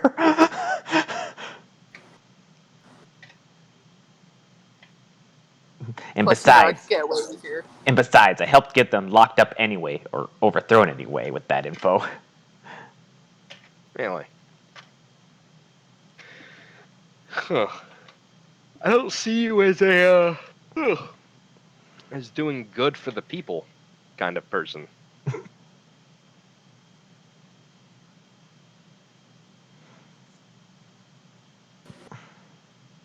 Were you gaining information for the whole getting your family back thing? I'd be a shitty spy if I was. That's actually really fair. Fair enough. You know, Tom, you've also gotten messed up in the last couple of fights we've had. I've been fine. I've been Yeah. downed once, I think, and that was by that Mark III individual. And to be fair, he got me with a cheap shot. I was kind of fighting Asmodeus with Lady Sheev. It was just the two of us, and he just crept up on me and knocked me out. And I had just taken a beating from the old man. God, that hurt. Yeah, I hope that rat bastard comes at me again. Yeah, well. Hopefully next time I'll be able to knock him out. He like twists his wrist that has a shield in his hand. But, you know, I'm kind of worried about you, and considering you're holding something we can't really afford to lose, if you ever want, while we're traveling and we have some downtime, I'll help train you. I appreciate it. I do. I think our fighting styles are a little too different. You prefer to take a hit, where I would prefer to parry one. True. If you know what I mean. So I think anything you could teach me would be a little too take a hitty than I would like. And besides, it appears that the lycanthropy has grown a little stronger, so I'm gonna need to get that handled kind of soon. Thinking about asking Fel if he could help me, but I don't know. Curses are weird. Are you gonna get rid of the lycanthropy? Of course. Little bit.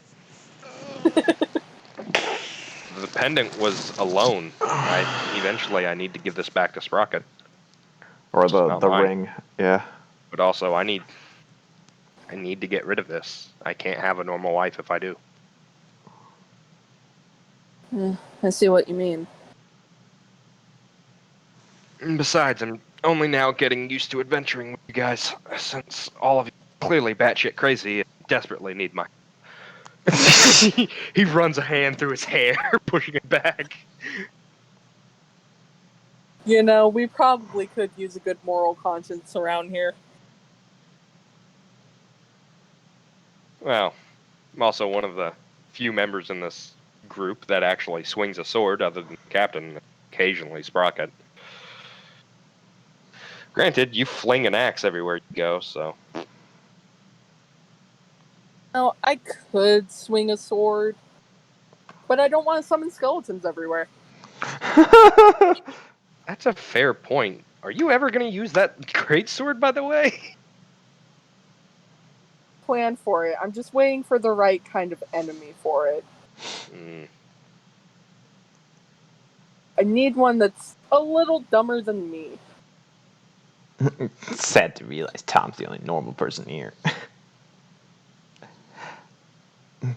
Yeah. Well, you know, being the only normal person in the group also makes you weird, so... Yeah, weird how weird normal can be, right? A little bit. Yeah.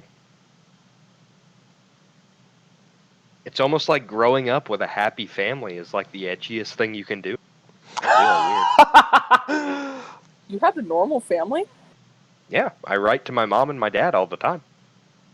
Huh. I've been doing it since I started traveling with you guys. Granted, the first 4 letters were, please send helps. But... Oh. Did they? No. No. And if they did, I certainly haven't seen them. And we've communicated since then, and I've told them, hey, call off the help, I'm fine. It's Oh. fine. It was after the marrows that I started doing better. Yeah. But I'm gonna turn in for the night. I'm sure you can see fine, but everything outside of this fire is. So good night. And he scoops up some sand in his hands and just drops it on the fire and extinguishes it. Digs himself a little hole and just nestles into the sand.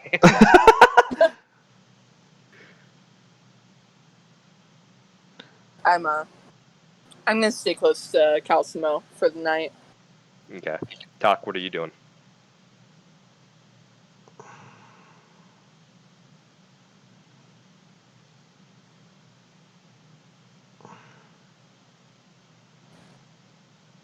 He lays back and watches the sky.